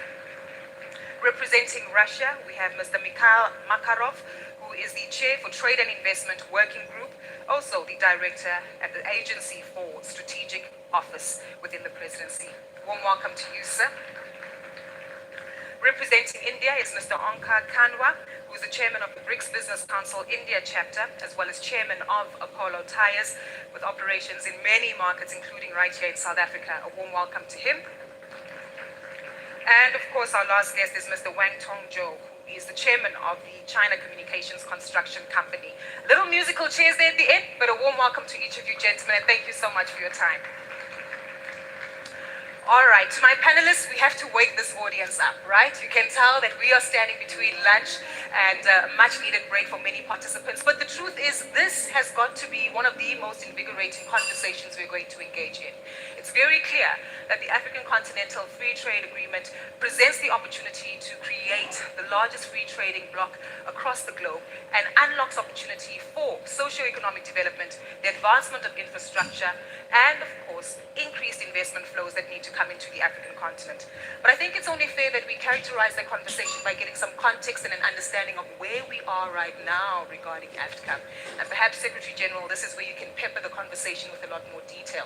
As of this year, in January 2023, we understood that 54 of the 55 nations had already ratified AFCA as a significant role of regulation. But we also understand that there has been progress that has been made by several governments in order to facilitate trade across our continent, literally connecting the West and the East. Give us some perspective as to how far we are in terms of this progress. Well, thank you very much. And again, I want to thank the organizers for inviting me today. As we speak, there are 47 countries that ratified the agreement establishing the AfCFTA. Only one African country is yet to sign the agreement. And all of these countries that have ratified have accepted the legal obligations, the commitments to significantly reduce barriers to intra-Africa trade. Intra-Africa trade is estimated to be at around 18%, which is very, very low. The African continent cumulatively trades more with the rest of the world than with itself. And so we have to take concrete steps to eliminate those existing legal barriers.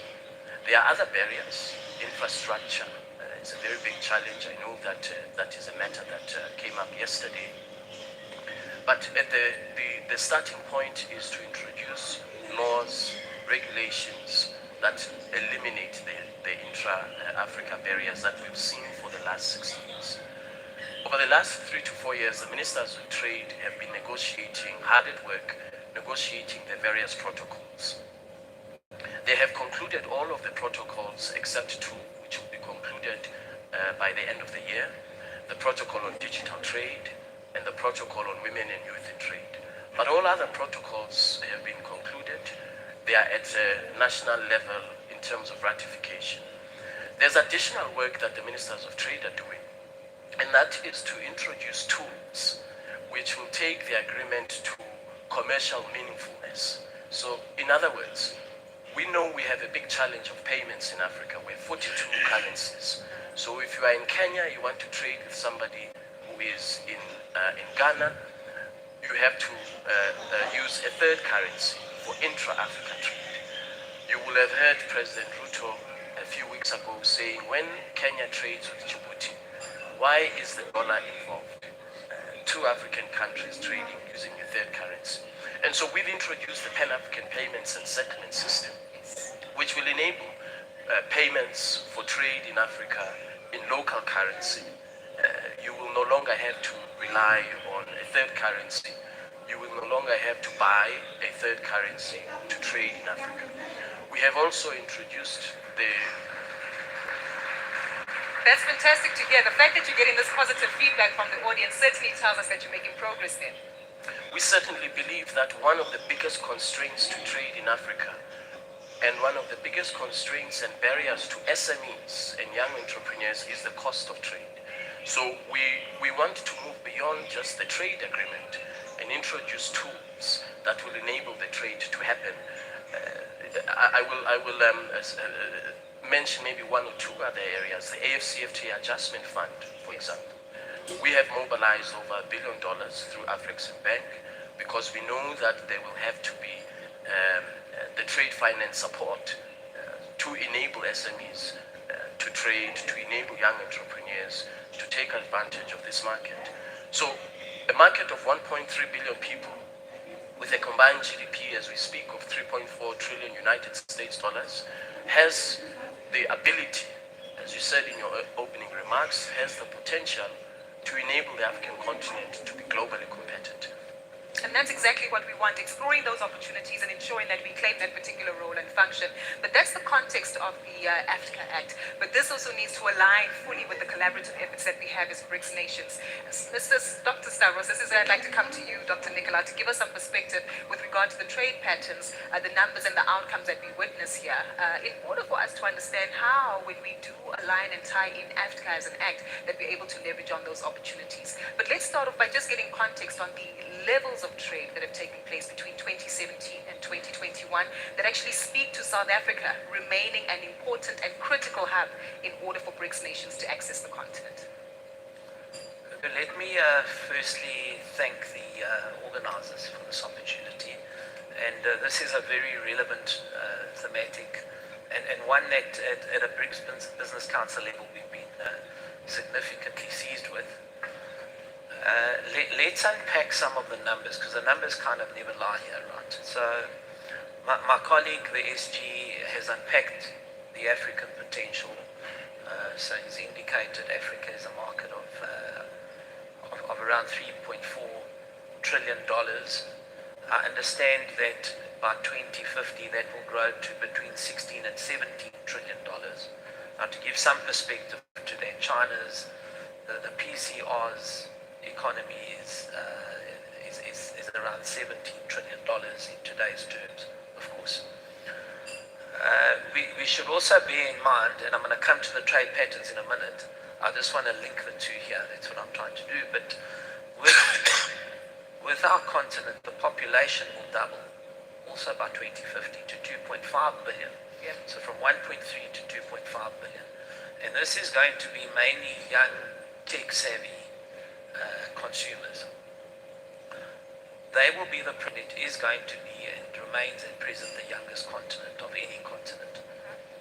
Okay, and one final statistic I wish to cite is we currently have two countries in the world that exceed a population of 1 billion. Yeah. It's India and China. And the estimate is that by the turn of the century, the only other country, the third one, that will join the billion inhabitants club is Nigeria.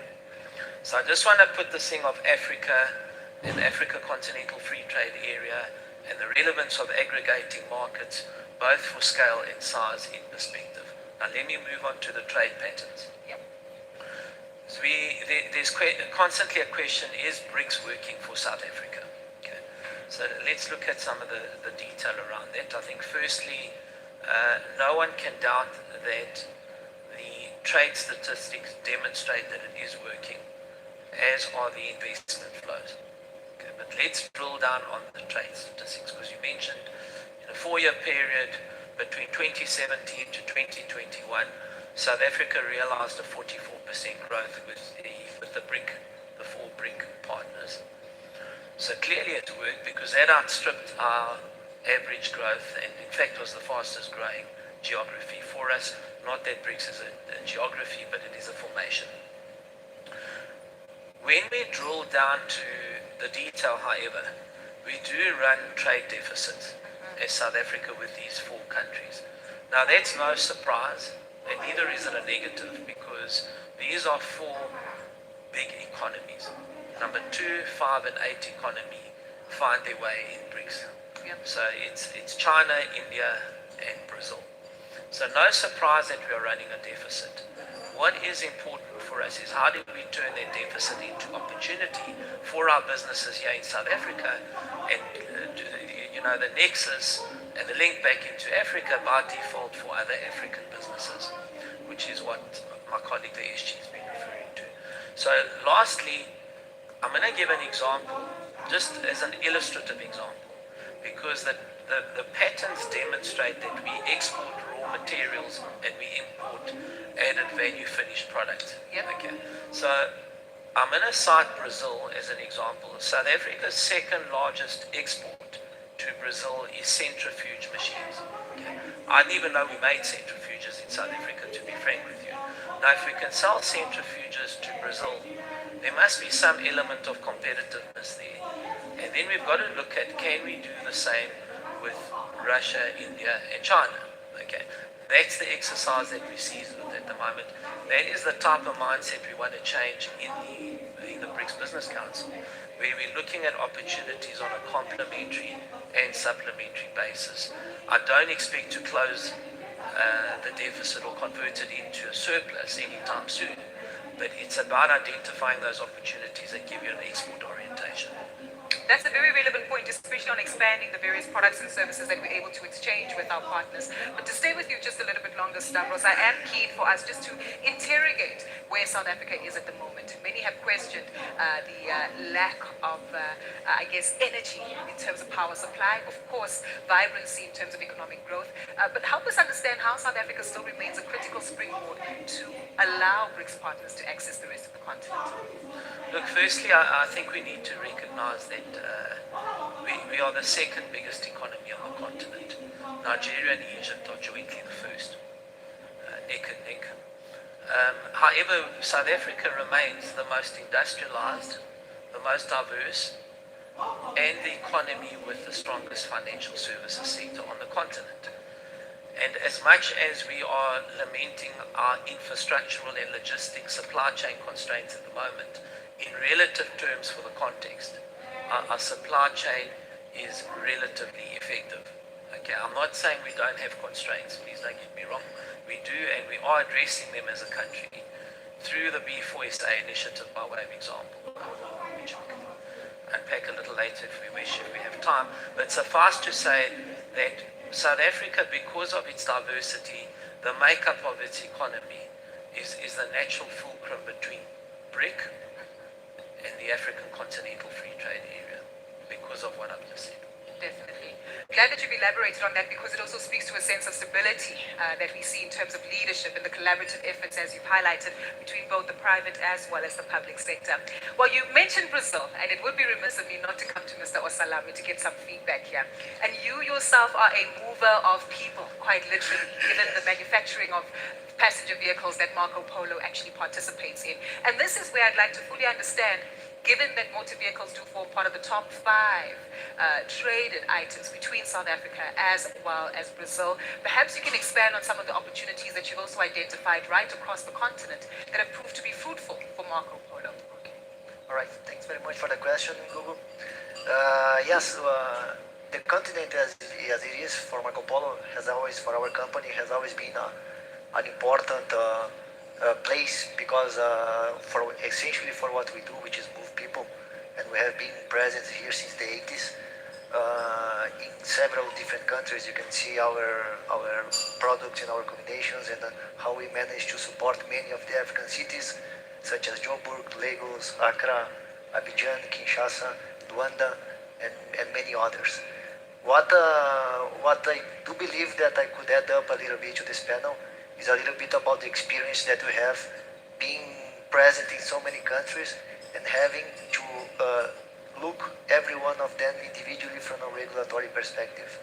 I think this is something that the African Trade Agreement can bring to the table to really improve this trade between the countries. If I can give you a couple examples, we have a factory here establishing just outside of Joburg in Germiston, where we have managed to comply with all the regulatory requirements in terms of local content, in terms of specification, and sometimes we cannot benefit from that if you're going to export to another country. So this is a very, let's say, simple example, but maybe it says a little bit about how maybe a bigger market, a bigger universe in terms of market could represent and give even more incentives from the private sector to invest in the country.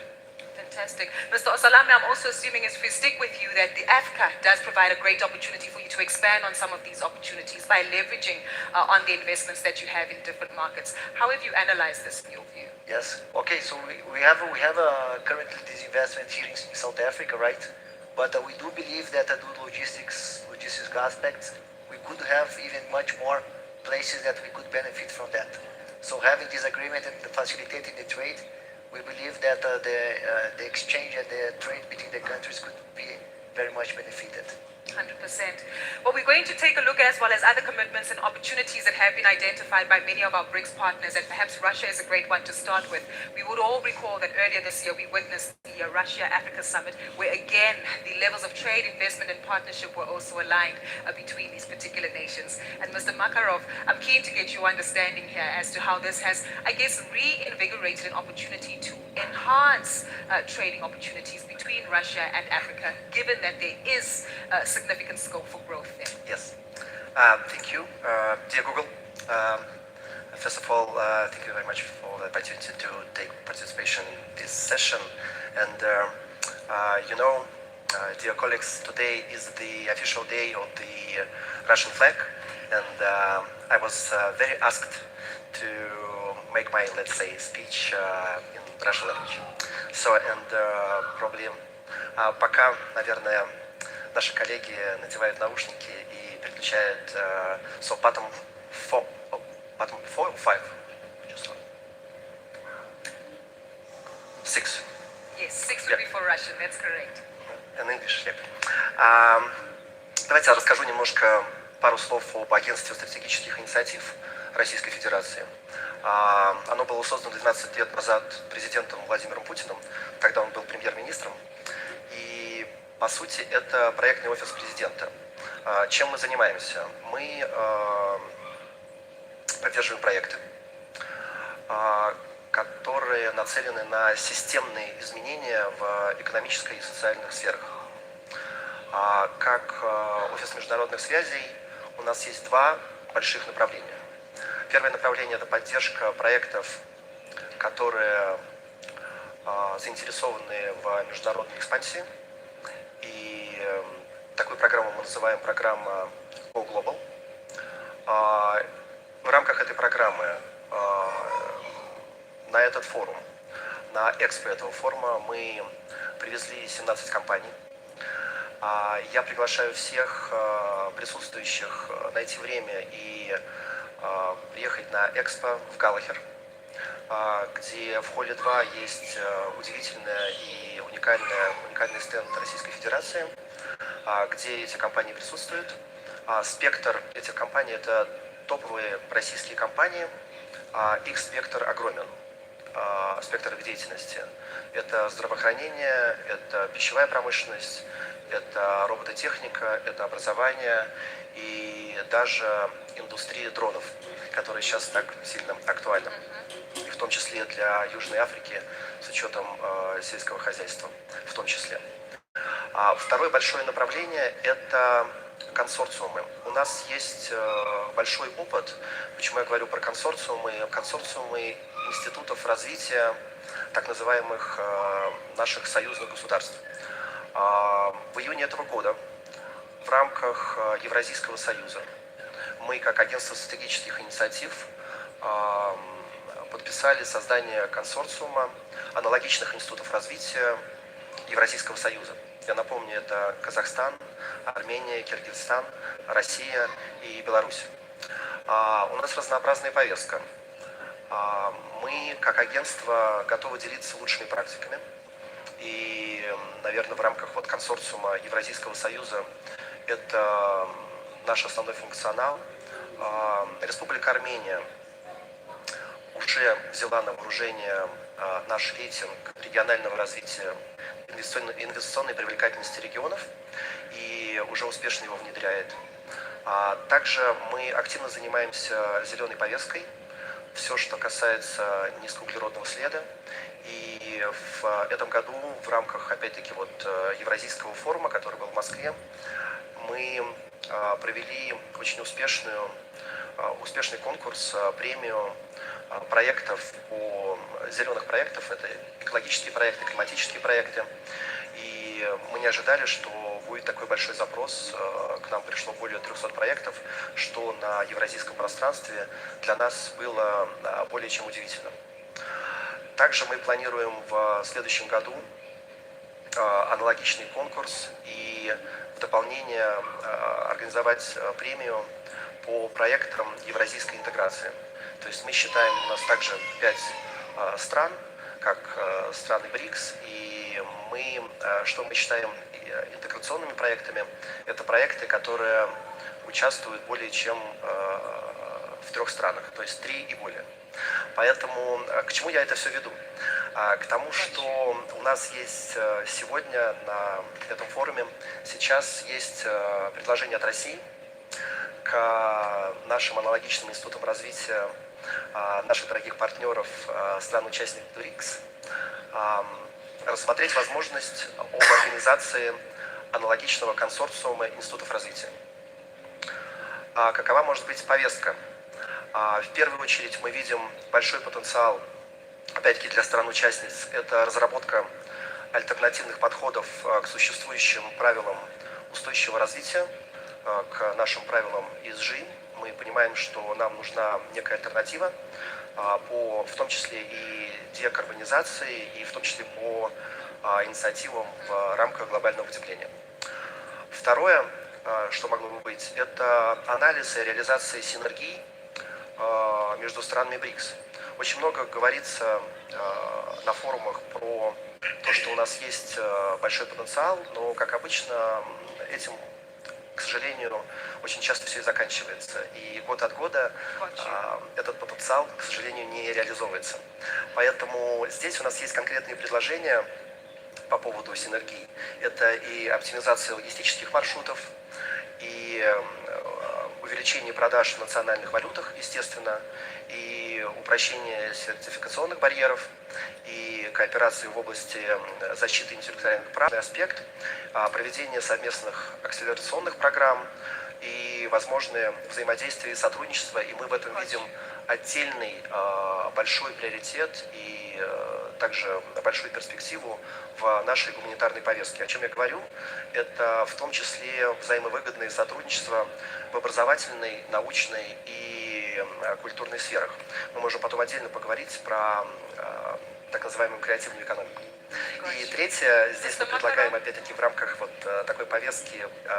I'm going to ask you to pause it there for just a moment because you've really elaborated on a significant number of opportunities that we can definitely tap into. And I do believe that these speak directly to the needs not only of representatives in the room, but also many more participants, that we can expand this and open this up to when it comes to tapping into these opportunities. I'm keen to also get your understanding and I guess your perspective as to how the diversification of sectors plays a critical role here, because you touched on themes like robotics, you touched on green energy, which is much needed on the continent, but I'm aware that the creative industry is also a sector that you look into to actually enhance the level of trade between Russia, its BRICS partners, and capitalizing on that across the rest of the African continent. Give us some perspective on that very briefly.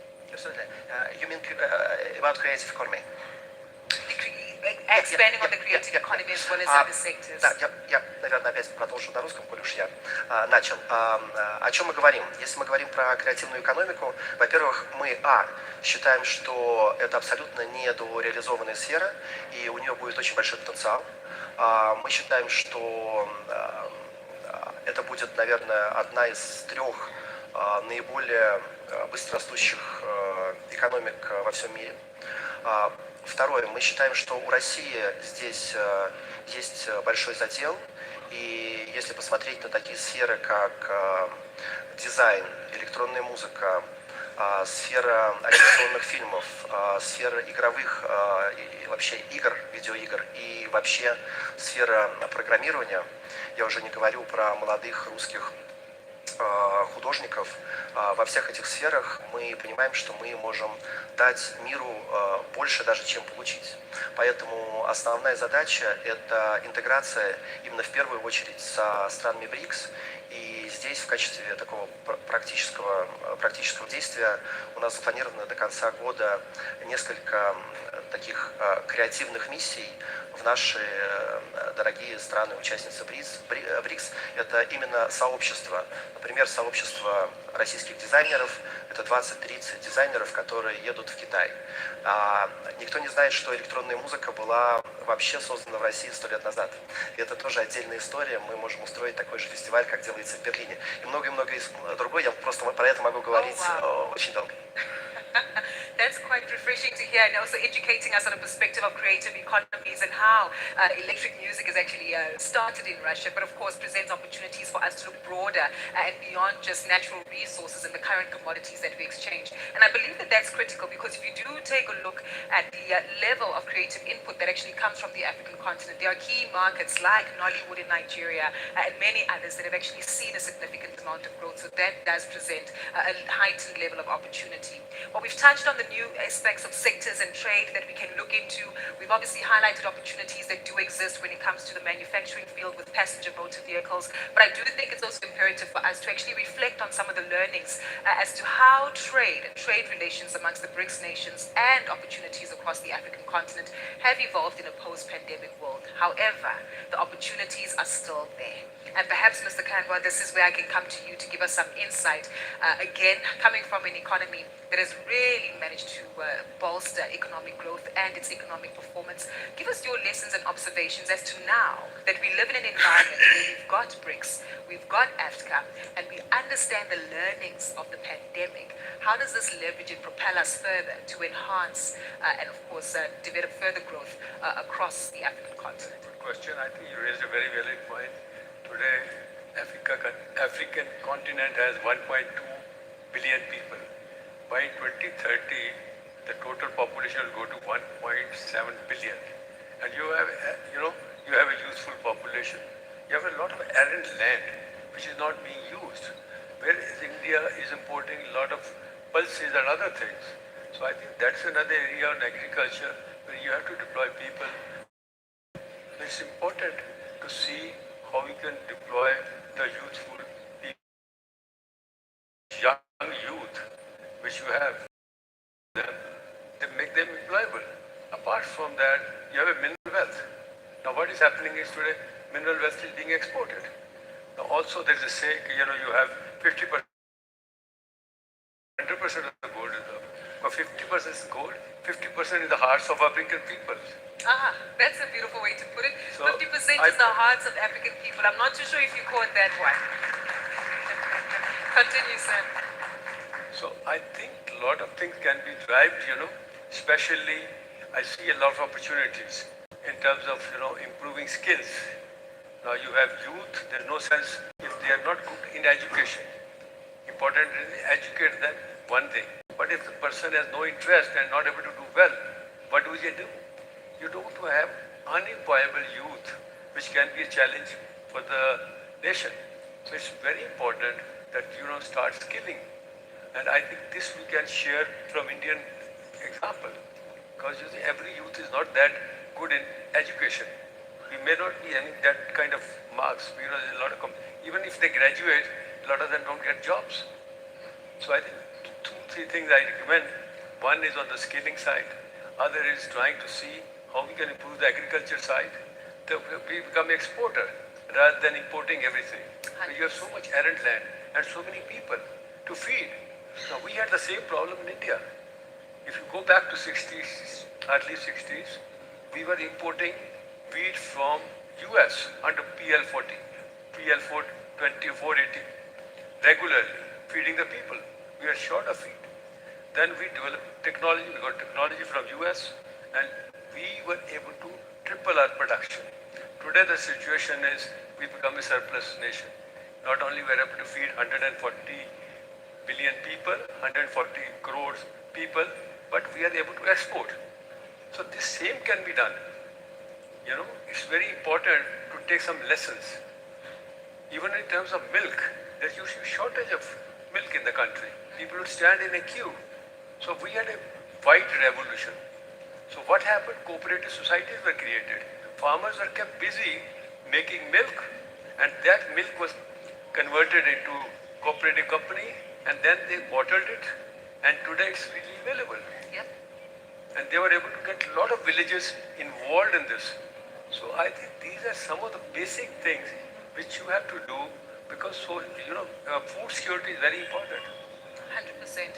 And speaking that I do understand that there's a lot of fluidity in terms of how we need to manage these trade relations and these dynamics, especially on the back of macroeconomic climate change, and of course key considerations that need to be brought to the fore. But staying with you a little further, Mr. Kanba, as you mentioned, we need to prioritize skills and human development, right? And as we know, on the African continent, our demographic dividend is one of our most critical resources. Maybe you can expand on how Indian businesses or Indian-based businesses have been spotting opportunities across the continent on the back of Africa, but also prioritizing social development as a key priority to the sustained development of the African continent overall. India has a very large population. There's a lot of villagers, not well connected, educated. So we had a broadband, and then we had the infrastructure for digital infrastructure.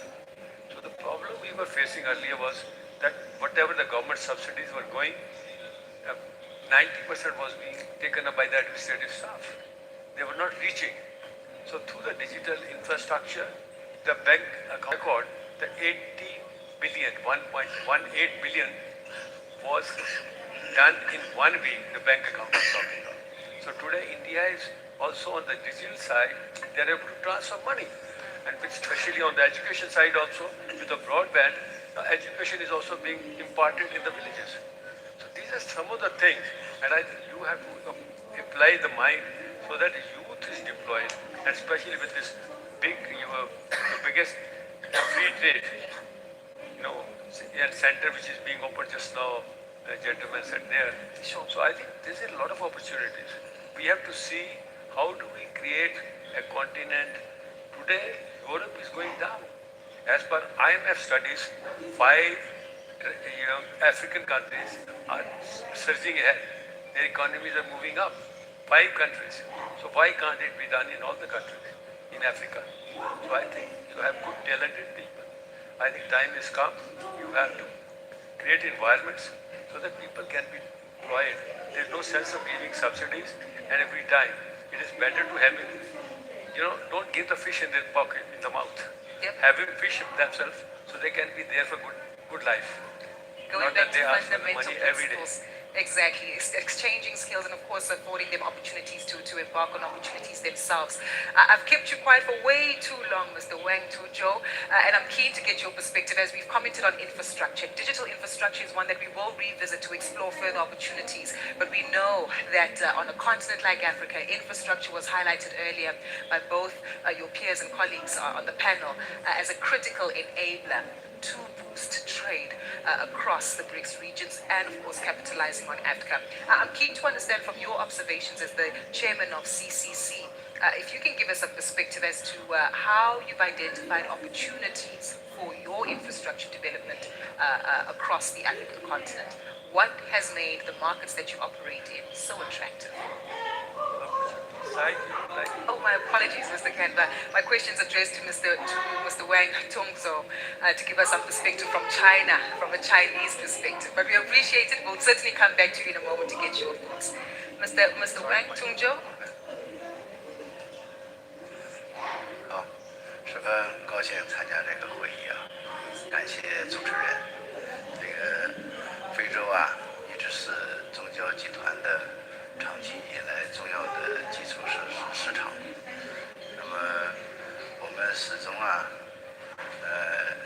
响应我们习近平主席关于中国发展理念中提到的这个正视倾城的这个理念，积极发挥啊中交集团的全产业链的这个优势啊，我们参与和推进在非洲的，比如说综合交通这个体系建设，还有产业园区的建设，还有城市综合开发的建设，以及啊工业和资源能源这个的发展方面的基础设施的建设。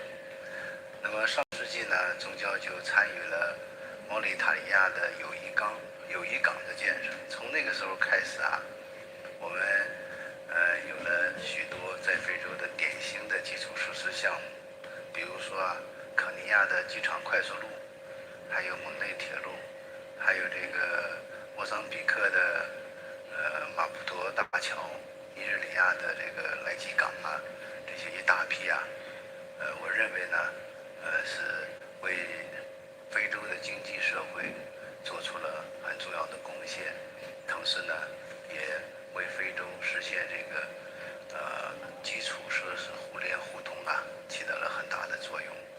那么这次在南非召开这次会议啊，应该说是一个重要的相互沟通和这个展示的机会。大家知道啊，南非呢是第一个和中国签署“一带一路”这个合作协议的国家，也是这个非洲国家，也是连续13年啊，在非洲国家。那么这次会议呢，在南非召开，我们觉得呢很高兴。中交集团呢始终呢，这个秉承啊，开放包容、绿色创新的这个发展理念，所以顺应世界全球化的趋势啊，我们致力于规则治理和民生的所需。你比如说，那个我们在南非推进的这个蒙卡图大桥的项目，是南非重要的基点项目，也是东南部非洲的一个拉通的一个重要的交通设施项目。那么这个项目应该说对未来啊南非未来的经济和旅游业的发展呢提供重要的支撑，也减轻啊日益加剧的这种交通压力。If I may come in, and we appreciate the examples that you've shared because they do make it a lot more practical to understand how these infrastructure investments do facilitate the movements of goods and services across various markets and regions across the continent in the economic blocks and, of course, taking advantage of AFCA. But I'm keen to understand, you've had the opportunity to work right across the continent in different markets, and I'm keen to understand from your observations what opportunities, but also concerns and threats have you witnessed that continue to derail the level of investment that we see? If you can highlight that for us and give us an understanding as to how we can navigate this to bolster further investment.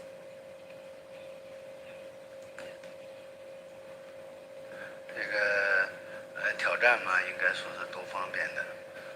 一个呢就是首先呢转型，那么很多新兴的产业在随着绿色低碳的发展需求和数字化技术的提升啊，都在不断的这个涌耀出来。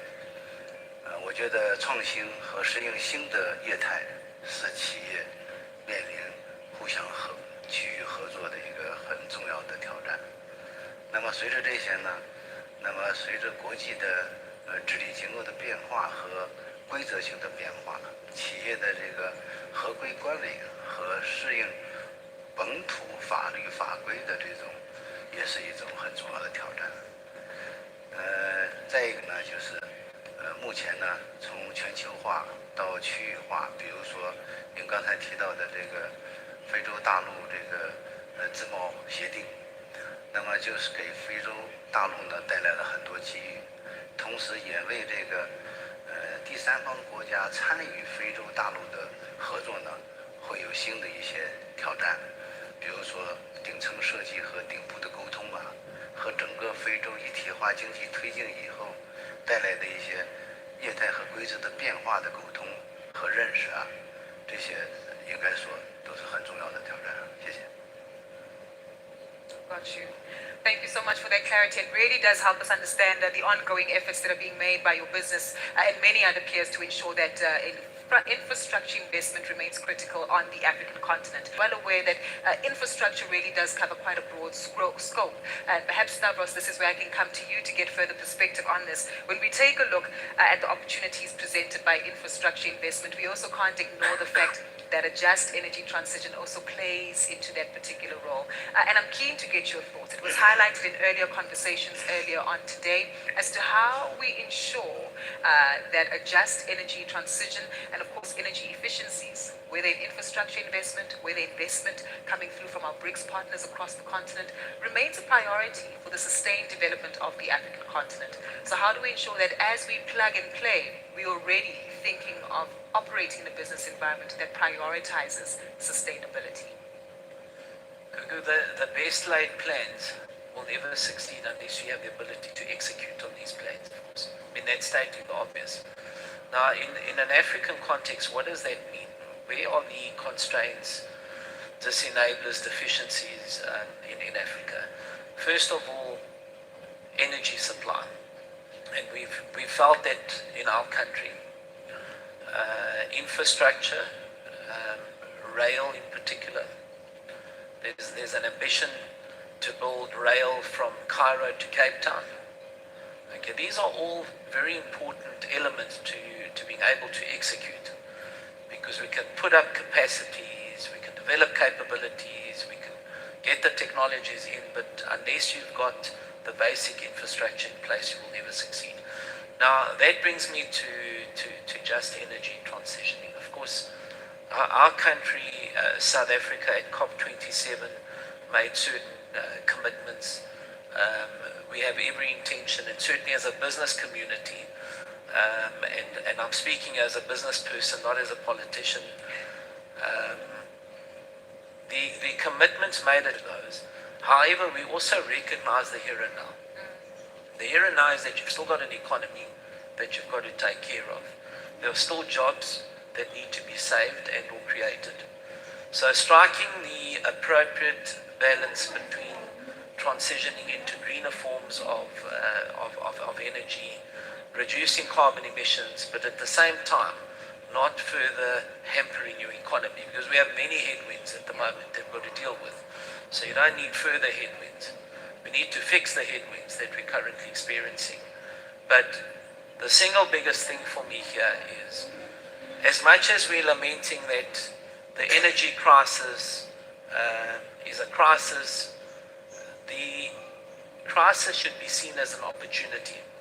And the opportunity, and that is why as business we've been agitating for electricity reform. There's a bill, you would have read in today's paper even, that business is saying has to be implemented with speed. We're telling the government that, because we're in a partnership with government on this.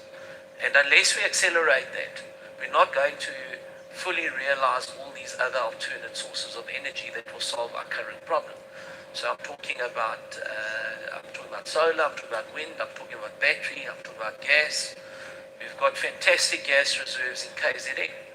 But unless we keep pace with regulatory reform, we're not going to implement these things, and we will further hamper the infrastructure required to grow the economy of this country and the continent. Definitely. And I'm assuming this also speaks to the products that we actually produce as well, which do need to be relevant and competitive on an international scale. And perhaps, Mr. Osalame, this is where you can indulge us, given that you work for a vehicle manufacturer. A lot of conversations that have been bold as to how South Africa, which has a significantly strong vehicle manufacturing center, can actively transition to meeting the needs of the global community, moving from internal combustion engines to new energy vehicles and prioritizing that in terms of manufacture. Some progress has been made, but I'm keen to understand how, as Marco Polo, you take into account these observations and prioritize them for the sustained development, not only of the investments in South Africa, but across the continent. Yes. We do see, this shift in the market towards green transportation. What we do believe is that the center of the discussion should be the decarbonization and not necessarily what type of energy is going to be used. You just mentioned a lot of challenges that we face. This is not an exclusivity of South Africa or Africa. For example, in Brazil, we do face similar scenarios as also a developing country. So we do believe that the center of the discussion should be the decarbonization.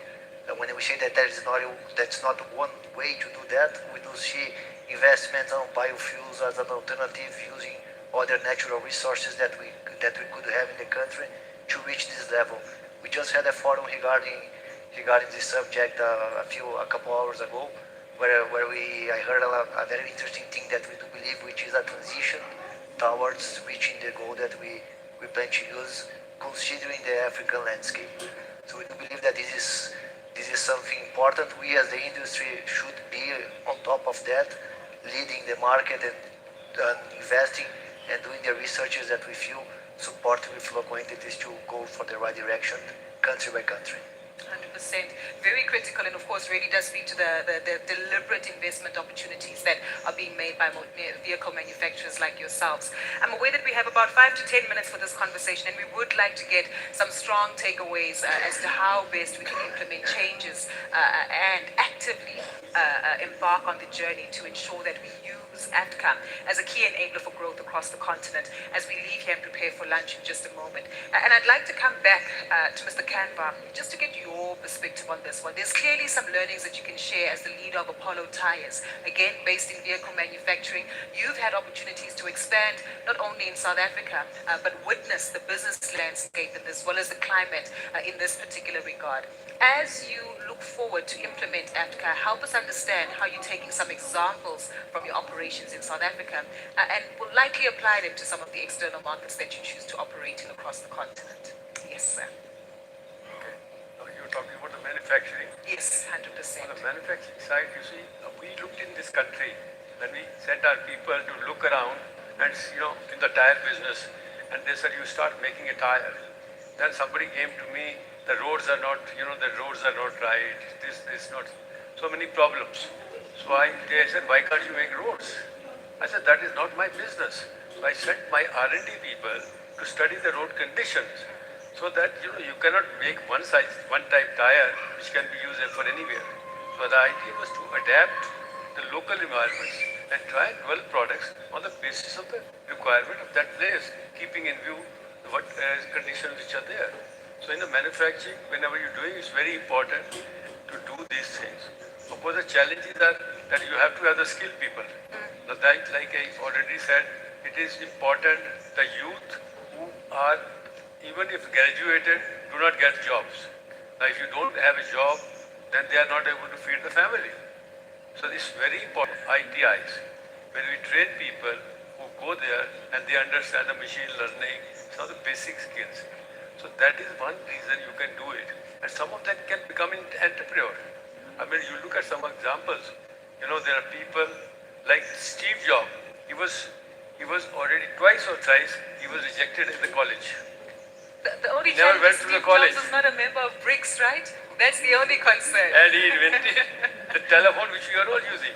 Why can't people from here do the same thing? He was one of us, a human being. It was only that he was deploying all his energies in one area with a focus. So we lose focus. So the question is, human being, if they focus and they have a passion and they have a little patience and they persevere, they'll get there. These are basic principles. Definitely. So personally, I think there's a lot of opportunity. Like I said, diamonds. Now diamonds are being exported. Now we have almost 95% of diamonds are cut in India, in Surat.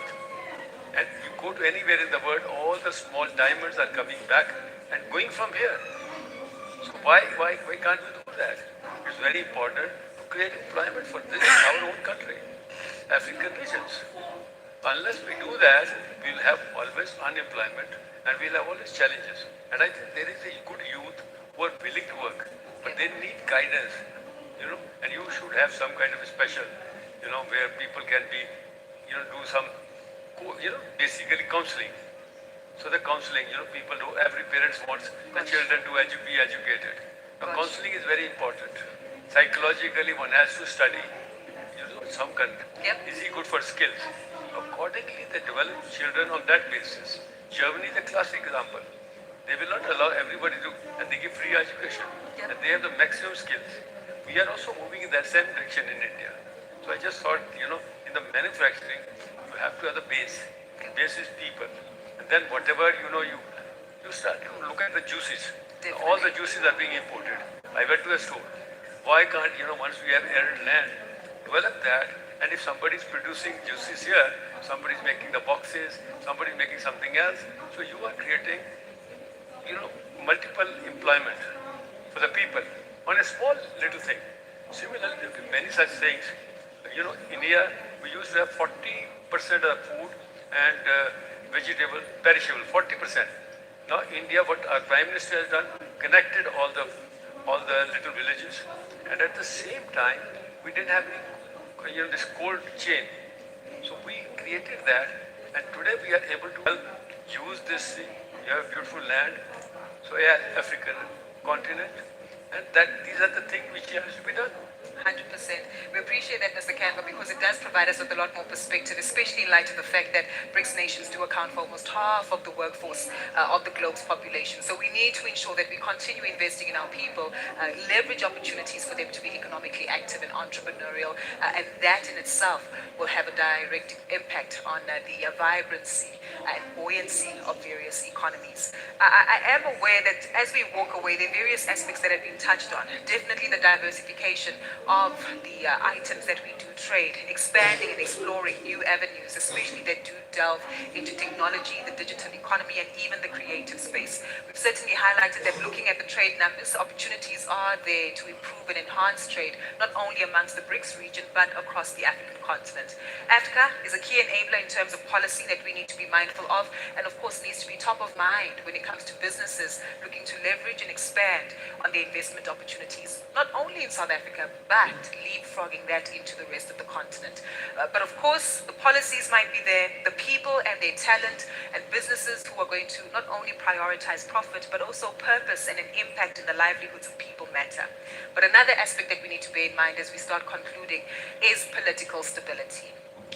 Secretary General, perhaps this is one that I can throw into your lap as to how critical political stability remains as a key factor to the adequate implementation of AFCA in alignment with the success that looks to be explored by BRICS nations. It is absolutely. It's an essential. You have to have political stability. What we have seen in the recent months, particularly as you know, the leadership of the African Union has been very, very clear and firm on this. The coup d'etat in Niger, totally unacceptable that a democratically elected president is removed by a soldier. And in fact, in the case of Niger, we know the development strides that Niger has made in less than 10 years under President Mahamadou Issoufou. And so, sadly, it seems as if West Africa we're beginning to see a re-emergence of these junta that are unelected. But again, as I said, both ECOWAS and the African Union has been very firm that these unconstitutional changes of government are totally unacceptable. The people must be allowed to elect their leaders. The practical impact that you see, immediate practical impact when there are these instabilities, informal traders are shut out of markets, informal cross-border traders, small medium enterprises, they lose market share. So the instability it doesn't have only a political impact, it also has a trade, a political economy impact, and we have to redouble our efforts to make sure that as the African Union, and in this case ECOWAS, that we do everything that we can to restore stability on our continent. There will be no trade if we do not have political stability. That's true. There will be no trade if we do not have political stability. I also want to give it back to you, General Secretary, as we just wrap up, that we do have international participants here from across various parts of the continent who might not form part of the BRICS nations, but have a vested interest, partnership, and perhaps a level of heightened curiosity that they'd like to participate with. For anyone who is representing those markets in the form of SMMEs down in the exhibition stalls, in the form of private meetings that will likely take place with business leaders, how do we instill confidence in other African states to understand that BRICS, in alignment with AFCA, will work for their benefit? I like what you said earlier, that it is not only about South Africa, that the opportunities that will arise from this gathering, that there are opportunities not just for South Africa, but for the entire continent. The value proposition is, if you are sitting here as an investor, the value proposition is 1.3 billion people. So an expanded market beyond just South Africa, which as staff said is a critical market. But the opportunities go beyond what South Africa has to offer. We heard some of our fellow panelists mentioning the auto sector. Liberia produces rubber. Why don't we establish a processing capacity in Liberia or Sierra Leone for processing rubber into tires for the continental and the African continental value chain on the auto sector? So there are practical steps and interventions that I believe can be made. Agriculture, similarly, we spoke about the amount of imports, agricultural food imports, over $50 billion worth of annually, worth of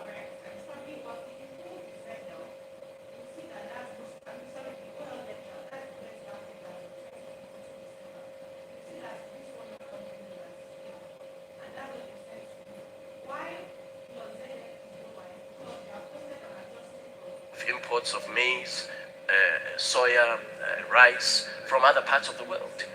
But look at Zimbabwe, as I mentioned yesterday. Zimbabwe has 2 million tons, metric tons of excess grains a year. Similarly with Ethiopia and wheat. Uganda, 2 billion liters, 2 billion liters, excess liters a year. What has been missing, of course, is a legal instrument, which is now presented to us, the AFCFTA, the legal instrument to enable that trade to happen so that the investors can come in to establish in a market that has certainty, predictability, and adheres to the rule of trade law. Well, I think it's quite clear that the investors in the room are confident. They've raised some of the opportunities that they've been able to participate in. Of course, highlighted that whilst and of course work to the benefit of the people. Policy is also being put in place as we actively recognize. Of course, purpose has been established through the role, function, and the end goal of the policies that have been instituted. But we need to invest in our people. We need to ensure that we're able to progress and, of course, enhance economies right across the continent. We'll leave it there for today as we give you much more to think about, and, of course, various participants, not only as BRICS member states, but provides you with an opportunity to understand that there's a greater purpose to leverage and, of course, uplift opportunities across the African continent. Please give my panelists a round of applause. An opportunity will be available for many of you to how we can actively participate in advancing the continent going forward. I'd like to hand back to my colleague Ashraf Garda as we make our... Trust that went well, right? Right? So, you know, the next item is lunch, right? That's point one. Point two, I need you seated here at no later than 3:15, so 15:15, please. It's really important. Heads of state will be present, and therefore that the time issues are particularly important. So 3:15. Number three, you know, and you need to allow for the seating arrangements for all the dignitaries who are going to take. And after lunch, go back to that. But this is important as well. When you do that, now that is, make sure you take your bags with you. I'm amazed how many people have forgotten their bags. Take your bags with you.